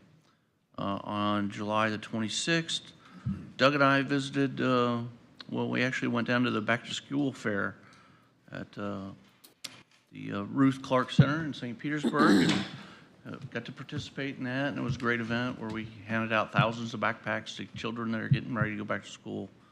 And also got to tour the Everett Health Center that's located on the campus. It was just a great event, and I enjoyed doing it, and it was a great way to spend my Saturday morning. So, on August the 1st, I got to visit on the ambassador program for the Pinellas County Economic Development. I got to go visit with Fivefold Engineering. Great group of guys, 5 guys that own this company, and they produce parts and components for military equipment. That is, they send to Rebel, and then they help provide for our military and make our equipment, and that's industry we want to grow in Pinellas County, and Dr. Johnson and her team are really helping them. I also, August 4th, I think that was yesterday, right? I had got an opportunity to take pictures with Lil Mama. Finally, I got my dog picture done. There you go. All right. Oh, So that was great. that's a nice picture. Yeah, thank you. There's a mural involved. And Well, there's nothing little about that dog, though. No, that's a little dog. I thought it was a little dog, but anyway, that was great to do, and look I like the appreciate the opportunity to meet That's Lil cute. Mama. So I think it wasn't the same dog that was that. Yeah, that's that the- we had at the Lil ribbon Mama's cutting. famous. Really Yeah. sweet dog. Yeah. Uh-huh. And last night, I attended the Florida Airport Council with our airport manager, and got to meet a lot of people. It was the Florida Association of Counties Airport Council. I got to meet a lot of operators from all across the state of Florida. Our airport is extremely important to us, and I want to see it thrive, so I thought it was important to show up and let people know that Pinellas County Commission cares. So anyway, that's kind of what I've been up to for the last 2 weeks. Thank you. Thank you, sir. Commissioner Otto. Thank you, Mr. Chair. I attended the JWB CEO Search Committee, held its first meeting, which I chair. Yesterday, Career Source Tampa Bay had a board retreat, which was exhilarating. Astara has a ribbon cutting tomorrow. They're a pretty big company, and they do a lot of smart people things, aerospace, defense, automotive, energy, medical, and advanced manufacturing. So I think if y'all don't have anything to do, you should attend that. Also, very important, YAC applications are going to be opening this week. So if you know students in high school that would like to be a part of the YAC program, make sure they apply. And we will have an open house on August 21st. And a couple sad notes. You mentioned Sergeant Greg Gaff, who passed away in the line of duty recently. His funeral was this morning. And then also Clearwater lost a legend, Terry Balea, who, children of the 80s, such as myself, he was our first hero. We knew him as Hulk Hogan, worldwide legend, but in Pinellas County and Clearwater, he was often seen at various charity events around town and gave back tremendously to the local nonprofits and local charities. And after his passing, there were pictures all over social media with him and people smiling, and because everybody knew him and everybody met him. And I am not one for meeting people, but last year at a Clearwater for Youth event, I was there with some of y'all, and my friend Commissioner Flowers, we were sitting together, and Hulk Hogan walks up with his family and some friends, because he was one of the guests of honor. I said, "Oh, there's Hulk Hogan." And typical Commissioner Flowers, she said, "Oh," I made a comment of, I've never met him, even though he's all around Clearwater. And she said, "Oh, well, we're going to go meet him." So she grabbed my arm, and up we went to meet Hulk Hogan, which was really a great honor because, like I said, he was really the first hero I ever had as a kid. Body slamming Andre the Giant in WrestleMania 3 was something that I will never forget, because he was a larger-than-life personality and really lived that way his entire life up until the very end. And he will be missed around Clearwater and around Pinellas County. Well, he didn't body slam you, that's good. Yeah. Commissioner Peters. He was a good man. So I attended the renaming of the HCA Pasadena Hospital. They have merged with the St. Petersburg Hospital. When you talk about efficiencies, I think that was a wise move on their part for the hospital. I also want to congratulate Animal Services on their new renovation. I attended the ribbon cutting last week, and the place looks great. I didn't tour the kennels. I'll get back there to see those, but I think it's really wonderful. And it was a great partner with St. Pete College and everything all around. They came in under budget. It was a pleasure to be there. And little Mama was there too, and she's just a great dog. I hope she gets adopted soon. I want to thank BTS for their continued work on replacing the CAT system. We appreciate you continuing to move this along. Hopefully it'll be done soon. Congratulations to our county attorney, Jewel White, for being selected to lead the Florida Association of Counties Attorneys this year. I know you'll do an amazing job, as you always do. We're reviewing proposals on the opiate abatement funding, and I look forward to the discussion with my colleagues on the direction of our strategic plan for assisting victims of the opiate epidemic. I have not read them all, I haven't gone through them all, but I'm really hoping there's something in there with transformative change. So far, the ones I have read are not taking us there, but maybe the ones I haven't read yet will surprise me. We're holding the last community meeting, as Barry mentioned, on beach nourishment tomorrow at Bel Air Beach Community Center at 6 p.m. To my amazement, we have 125 residents that have not signed yet. And I think maybe we just haven't, I just don't know that we've done a well enough job to help them understand the damage that they could cause to their neighbors and so forth by not signing, because it won't be a complete nourishment. And so, but we'll do our job tomorrow night and see if we have some success at getting those last 125 people to sign. I'll be attending the economic development meeting and tour of the new heavy alloy manufacturing tomorrow. So I'm really excited to see with several of you that'll be there. I think that'll be great.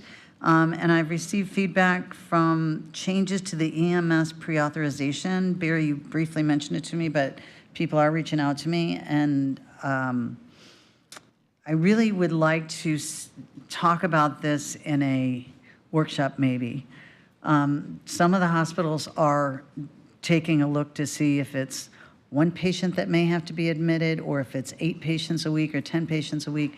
And I think when they get that data, it might be worth taking a look at it. If it's not, I mean, we don't want to do one thing that will cause a chain reaction to something bigger.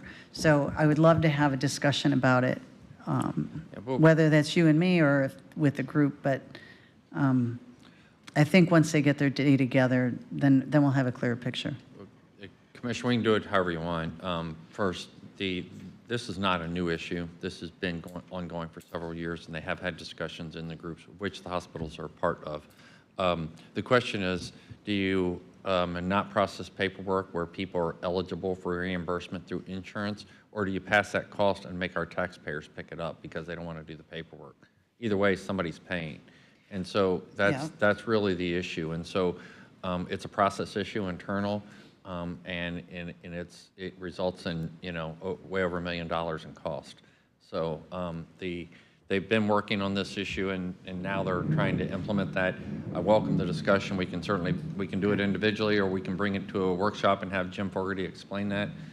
But that's really right. the heart of the issue. And maybe I just don't understand that process very well, but if we have to start admitting patients that come in through the ER and then admitting them for 12 hours just because of this thing, is that cost going to be even greater? When somebody comes into the hospital, what's the first thing they do?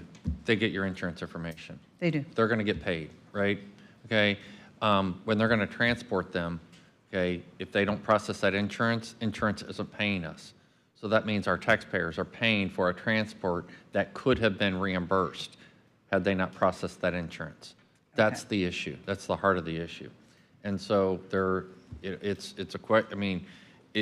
either way, it's either a taxpayer paying or the insurance, which again, if they don't have insurance or it's not a covered cost, we pick that up. We do that for anybody, right?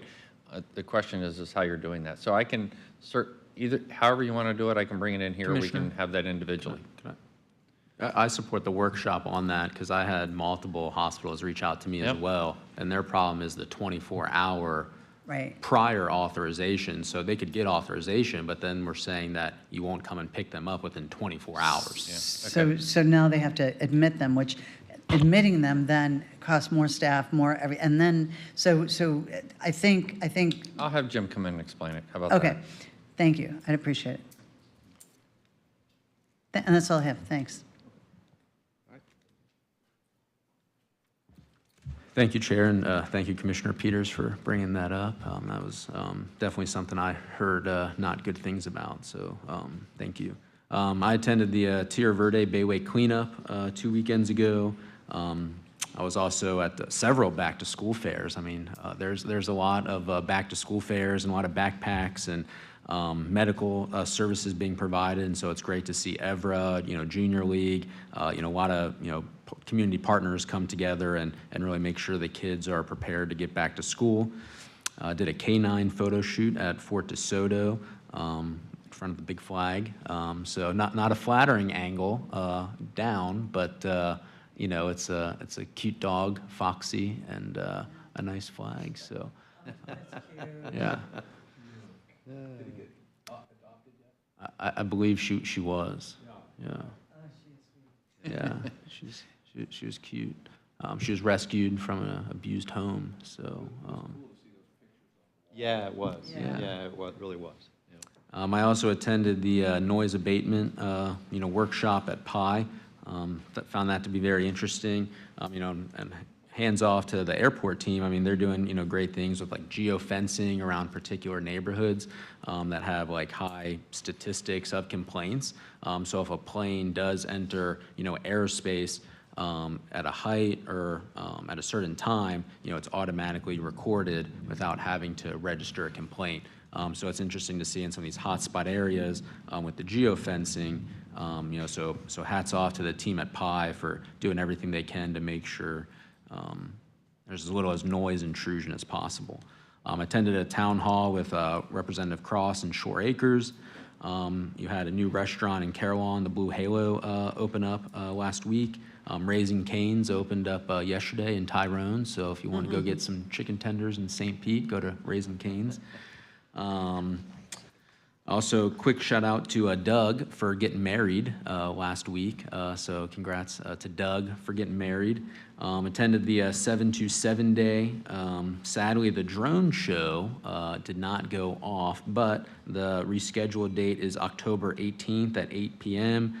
For all the folks that were disappointed, and there is a rain date of October 19th. And that's all I have, Chair. Thank you. Thank you, Commissioner Flowers. Well, hello.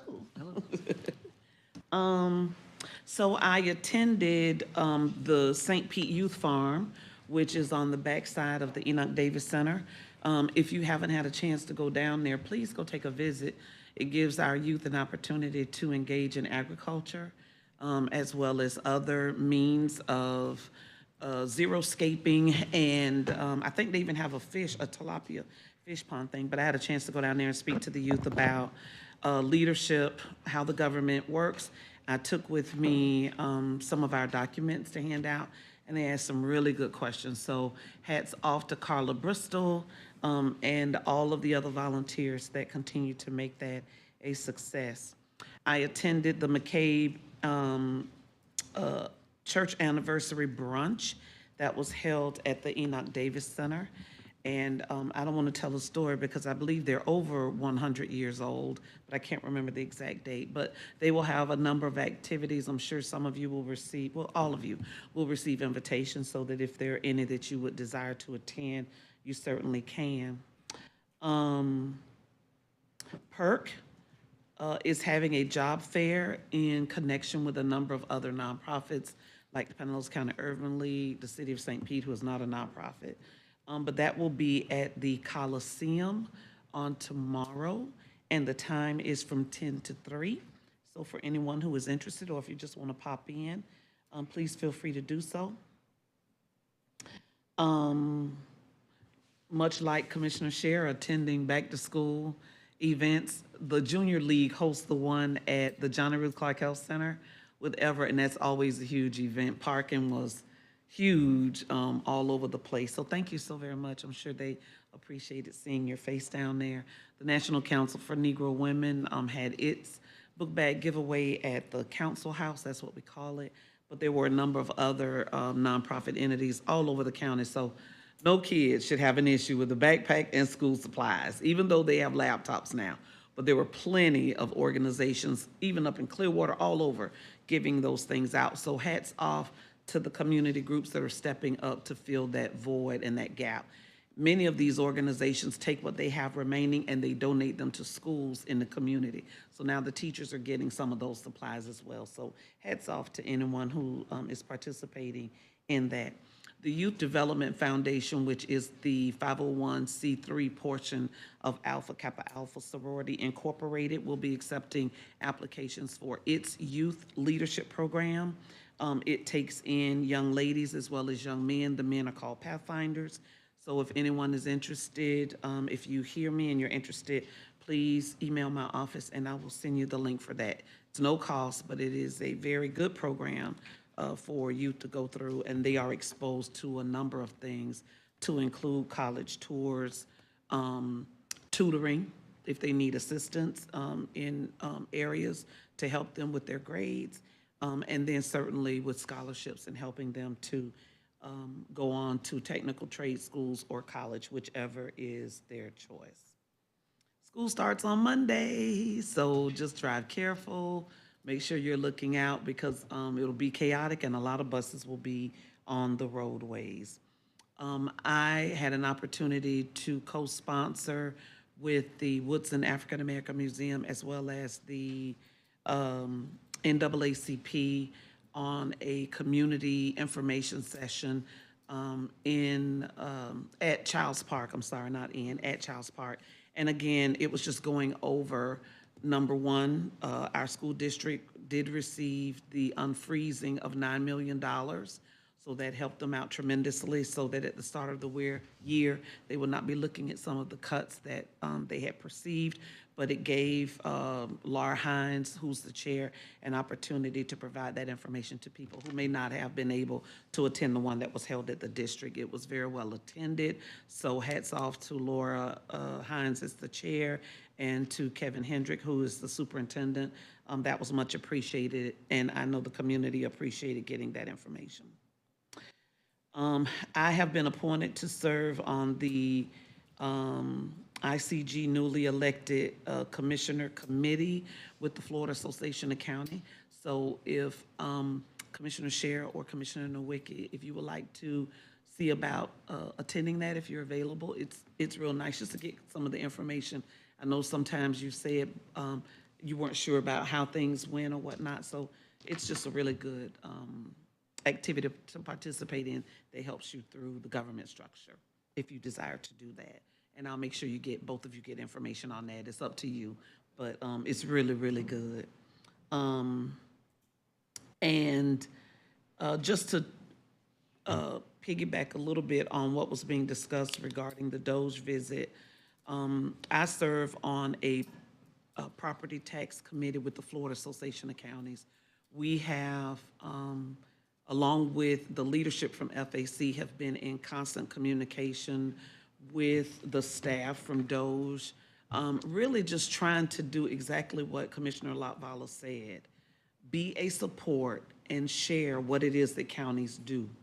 Not to be adversarial, but here is what we do, just in case maybe you didn't know the connection, so that when they are going out into the various counties, that hopefully it kind of clicks about the movement of funds, what programming we actually do, what the unfunded mandates are, and how that has affected both large counties and smaller counties. I'll give you an example. Okeechobee County budget's about $38 million. The sheriff office takes up 41% of that. That leaves very little for fire department. That leaves very little for stormwater sewer or their day-to-day sanitation pickup, et cetera. And so to assist with that, Representative Overdorf, I hope I got his name right, he's out of Palm City. He is one of the co-chairs of the state's property tax committee. And then the young lady, Representative Vicky Lopez out of Miami, I believe. She's District 118. She is also, they have two co-chairs. But we have also been communicating back and forth with them as well, because that whole House committee has been meeting. And what you just said is what came up at our meeting on Monday, actually, about some of the things that they were not aware of that we do or we fund or we financially support, that they were not aware that that is our financial responsibility and how we are trying to grapple with that. So we've had some really good discussions. One thing that came out of that, and I think I sent a clip to Barry, some of the counties are creating 60-second little video snippets of this is where the property tax dollars go. This is what it funds.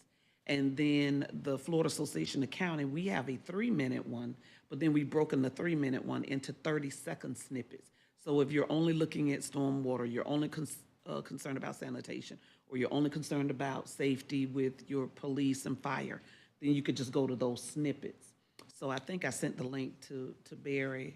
It's the one from Okeechobee County, where the immediate past president, Terry Burrows, and his commission put that together. But it's just a real good educational piece to say, this is what property tax dollars funds. So I thought it was a good educational component piece. And I too look forward to them coming. I know that we here in Pinellas County work extremely hard. Some of our decisions are tough decisions because we're trying to look at efficiencies throughout the county. So I appreciate that, but I just wanted to share those snippets with you. The Florida Association of Counties will have its legislative conference coming up. It's in Gainesville. So if you've not received the information on that, I will be more than happy to get that to you. If you have something that you would like to put up as a potential policy and you're not going to be able to attend that conference, please get it to me and I will make sure it gets to Davin so that they can craft it into language and it's presented at the legislative conference. That will be in Gainesville. The last thing is, on yesterday, I received a phone call. Apparently, the city of St. Petersburg put out an RFP for the MLK parade. I've received different comments on it. I had a conversation with Doyle. Doyle shared that the reason the RFP was going out is because legal told them they had to, because it had not been put out for bid.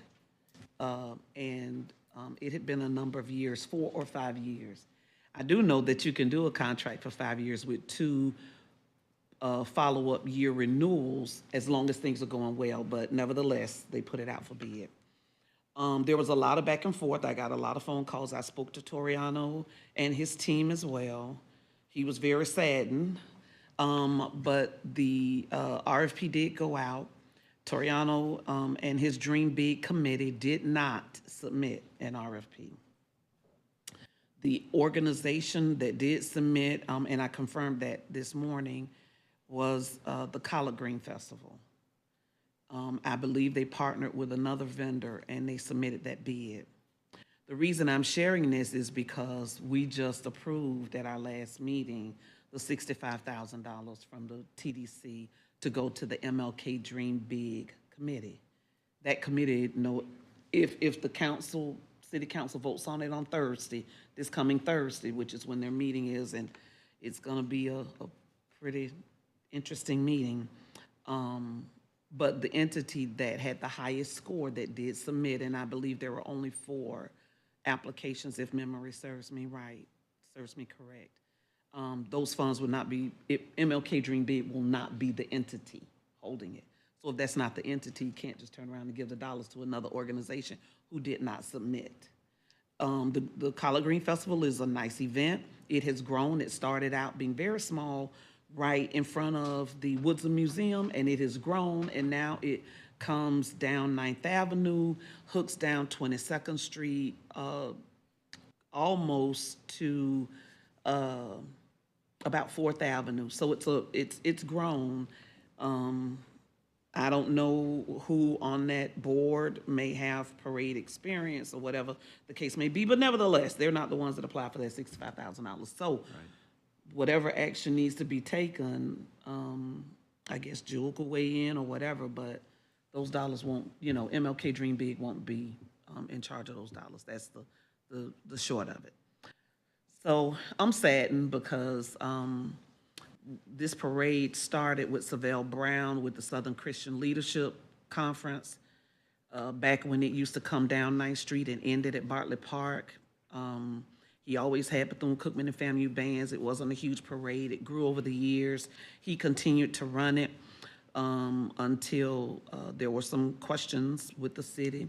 He wasn't able to run it anymore. Initially, Advantage Village Academy, which is a nonprofit that Toriano has, and it still operates, took it over.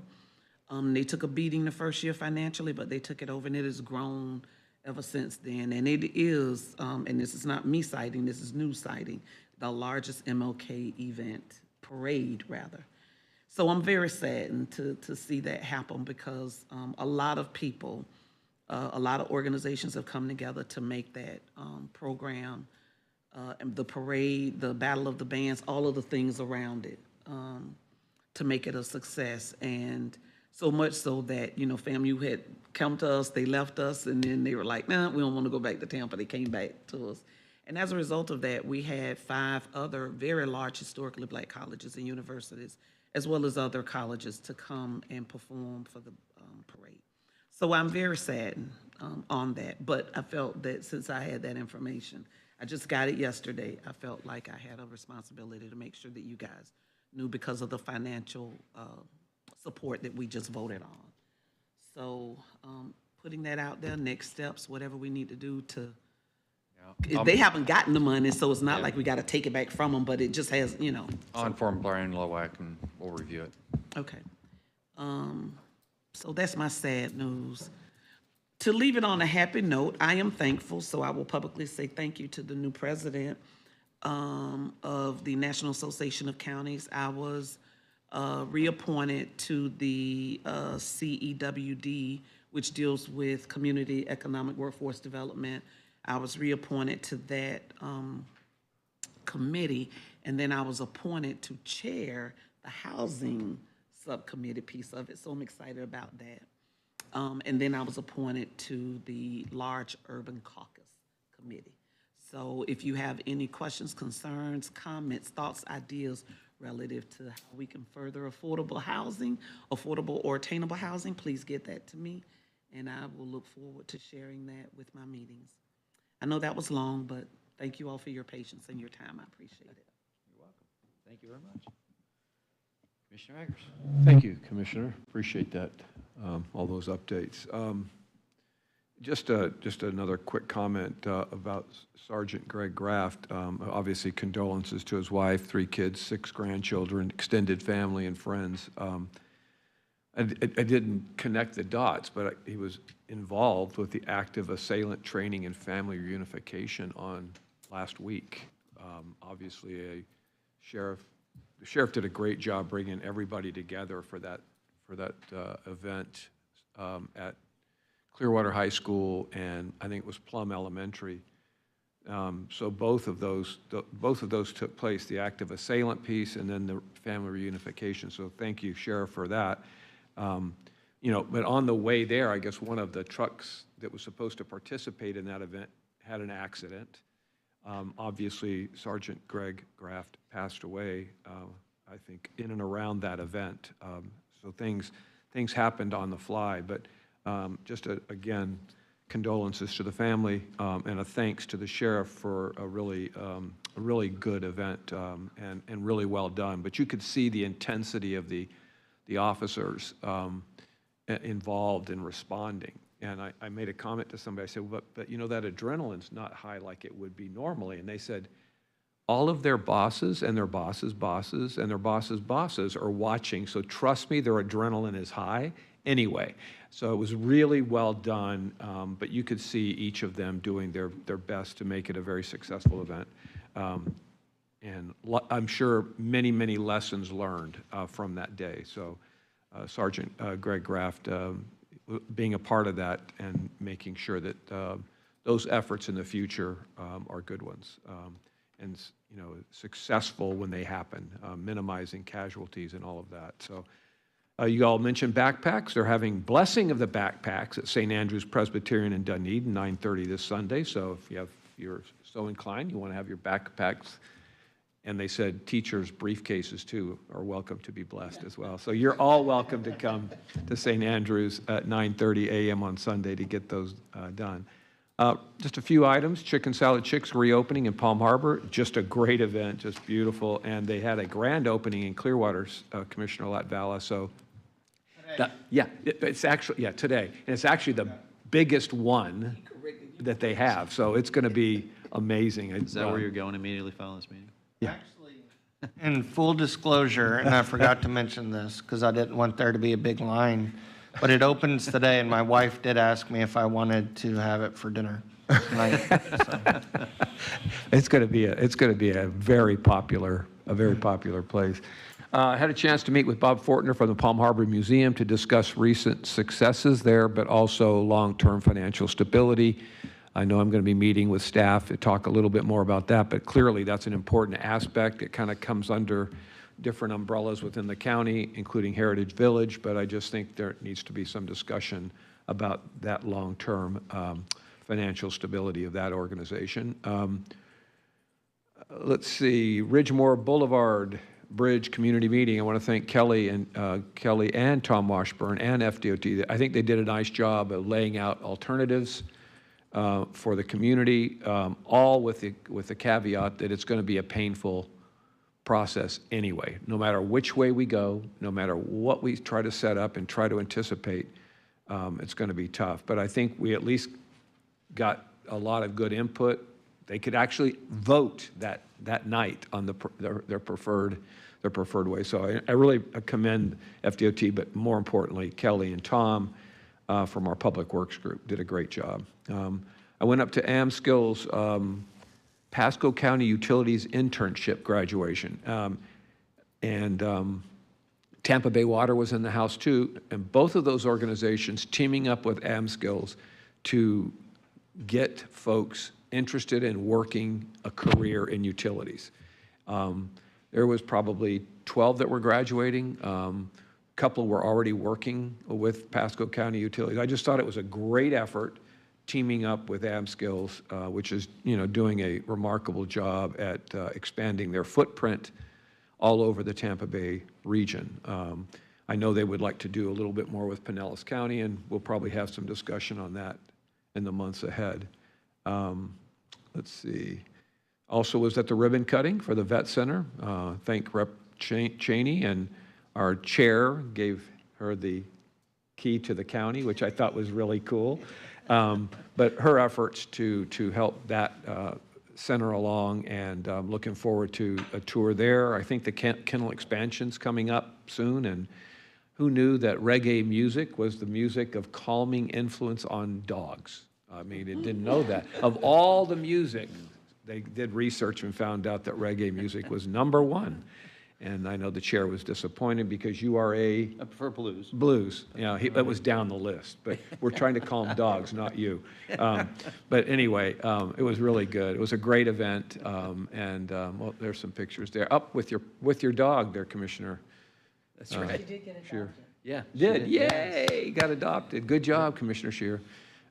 Anyway, was also at the Matthew Sitton, Staff Sergeant Matthew Sitton Memorial on this past week on Saturday down on Ulmerton Road. I want to thank Bernie Jacques doing the state legislative process of it, Mayor Brown and the Largo Commission doing their part, commissioners here doing our part to make sure that everything was a go, and it was packed, and it was really good, and Mom and Dad were obviously, this was 13 years ago, but still, fresh as yesterday for them. Just beautiful people, very involved in the Gold Star family efforts, and just talked a lot about his amazing life and what he did, not only in service, but before service. And he actually died in 2013, I think it was, almost the same time that Corporal Gross passed. His family's been very involved up in the Oldsmar area. It had the bridge between Countryside, Safety Harbor, and Oldsmar renamed after their son. So, and they were there. The mom was there too, as part of the Gold Star family. So, just a really warm, special, sad, but also a good day of celebration along Ulmerton Road at the Bend. So. I mentioned the Purple Heart ceremony and Danny Souter earlier. I look forward to the Astera expansion effort. Didn't realize they were going to have roundtable discussions and lunches. I don't know if I'll be there the whole time, but looking forward to being there for at the beginning. Commissioner Latvala, thank you for your comments about Hulk Hogan. That was nice to hear your personal touch on that. And the last thing I would just mention, again, in my frustrations, and it sometimes come to the surface a little bit with some of the state stuff that goes on, but it's not necessarily the intent of what they're doing. Sometimes it's more about when and how it gets done or how it gets passed on to us. And so, like all the commissioners who have spoken, we welcome new innovative ideas and thoughts. But I do think policy is important, and those discussions are important to have as well. And Commissioner Lavelle, I thought you had a couple of good ideas there regarding those efforts, and look forward to meeting with our legislative delegation and coming up with some, maybe some additional constructive ideas. So that's all I had. Thank you. Thank you, Commissioner Eggers. All right, well, since our last meeting, we had a PSTA board meeting, and I'm very happy to report that for the second year in a row, there will be a partial rollback in the millage rate at PSTA, so that is really good news, and enhanced services as well. So the community bus study that was completed earlier in the year, there's going to be some route changes that are really going to enhance a lot of different routes with more coverage and quicker headways. So very encouraged about that. I spoke at the North Pinellas Republican Club in Tarpon Springs a couple weeks back, and interesting, one of the questions I got there, which I did not know the answer to, was how many illegal immigrants have been arrested in Pinellas County? And I deferred them to the sheriff, but I have no idea. But I just thought that was an interesting comment that came up. I also had a very nice meeting with Anne Marie Winter from the Area Agency on Aging, and Commissioner Flowers, appreciate your service on that. I didn't realize all of the wonderful things they do to support seniors in Pinellas and Pasco County, but they really do. And she's extremely passionate about what she does. She absolutely loved it. So that was a very, very nice exchange with her. I mentioned earlier, did have a meeting with Representative Jacques to go over kind of county budget 101 and just give them a lot of the nuances that you wouldn't, that our legislative delegations just don't know. I mean, for instance, the fact that we are going to approve I think 23 different millage rates, and he was surprised to learn that there's separate millage rates just for fire. That isn't already included in property tax, and the fact that the state does not give us money for additional payments into the Florida retirement system. The fact Pinellas County is a very low debt load, and we've chosen to kind of pay things as we go along, which puts a little more impact on property taxes today. So anyways, it was a very, very good meeting, and I had offered myself and also volunteered Mike Twitty at their next meeting, if they wanted a local perspective to be at their next meeting, that we would be willing to go up and join them in that. So anyways, we'll see where all that goes, but it was a very good meeting. Mike Twitty and I attended the Big C last week, I think it was, and I presented a county legislative update there. And thank you, Commissioner Flowers, for bringing up NACO. That reminded me that I was appointed to the International Economic Development Innovation Council, as well as the large Urban County Caucus. So I'll see you there. I'll see you there. Let's see. Commissioner Eggers brought up the Almerton Road dedication for Staff Sergeant Matthew Sitton. Very nice, very, very nice event. Sad, but also well-deserved. As you're driving west on Almerton Road, when you get near Annie Rocks Christian School, just look to the right, and you'll see the sign right there. So great to meet the parents, and great comments from Mayor Woody Brown, as well as Representative Jacques and our chair, and his mother was just was just tremendous. I mean, I don't know how she kept a straight face during all of it. Yeah, she did. Just absolutely wonderful. And then finally, Commissioner Peters and Commissioner Eggers and myself had a great time last Friday at the ribbon cutting for the for the new surgery center for animal services. That was just fabulous, and hats off to Jennifer Renner and her team for getting that project done and under budget, and Representative Cheney was so surprised. She's called me twice since then, go, wow, I had no idea you were going to do that. Thank you so much for doing that. She was just really, really thrilled. And I said, look, I have no idea what doors that opens. I haven't tried. I said, I'm pretty sure it doesn't open the door to the checkbook, just saying, but anyways, but she was thrilled. And then afterwards, her and I had an opportunity to do a full tour with Jennifer. And we went into the surgery center. They were spaying and neutering cats. And it's just like a production line. I mean, they could do like 30 a day. I mean, it's just amazing how many, there were two vet surgeons there that were just rolling them right through. So it was pretty amazing, the level of care that they can provide there for animals. And thank you, Commissioner Scheer, for doing your part to help get Little Mama adopted. And I just want to thank everybody also for really embracing the canine commissioner. I really do appreciate that. And it's really helped get a lot of dogs adopted. And I hope that continues for years to come. And we've all participated, my understanding, with the exception of one commissioner. I'm not an animal person. He was just kidding. He really loves animals. I think they can use cats, too. Maybe, do we need to get you a cat or what? He really doesn't, he does not hate cats or dogs. Well, just so you know, I asked everybody to help me publicly shame you because you haven't done that yet, so. We'll get Well, one. how about your wife? A picture of me from a distance staring at a dog. We, They can do an overlay, I mean, with camera, you can do a whole lot of stuff. So Yeah, right. we can get a non-shedding dog, you know. Yeah. so- How about we just get you to Animal Service with a picture, and then they'll superimpose one over on top of Yeah, it? there you go. There you go. We got to have all 7, right? Right. I'm just saying. Well, I'll take that as a yes. I think I will too. None of those animal people are going to be at the next meeting. No. Can we make a motion that Commissioner I Whitevala think it's has totally to? Has to? I think it's absolutely Yeah. appropriate. I That, think that's a great motion. yeah, I'll I think- second. Yeah, so all in favor? Yay. All right, done. All right, well, with that, I think unless there's anything else for the good of the order. That was a pretty good ending. I like that. Yeah, I like that too. So, all right, thanks everybody for a good meeting, and we're adjourned. Commissioners, we do have some sandwiches over there. We didn't know how long the meeting would go, so please help yourself.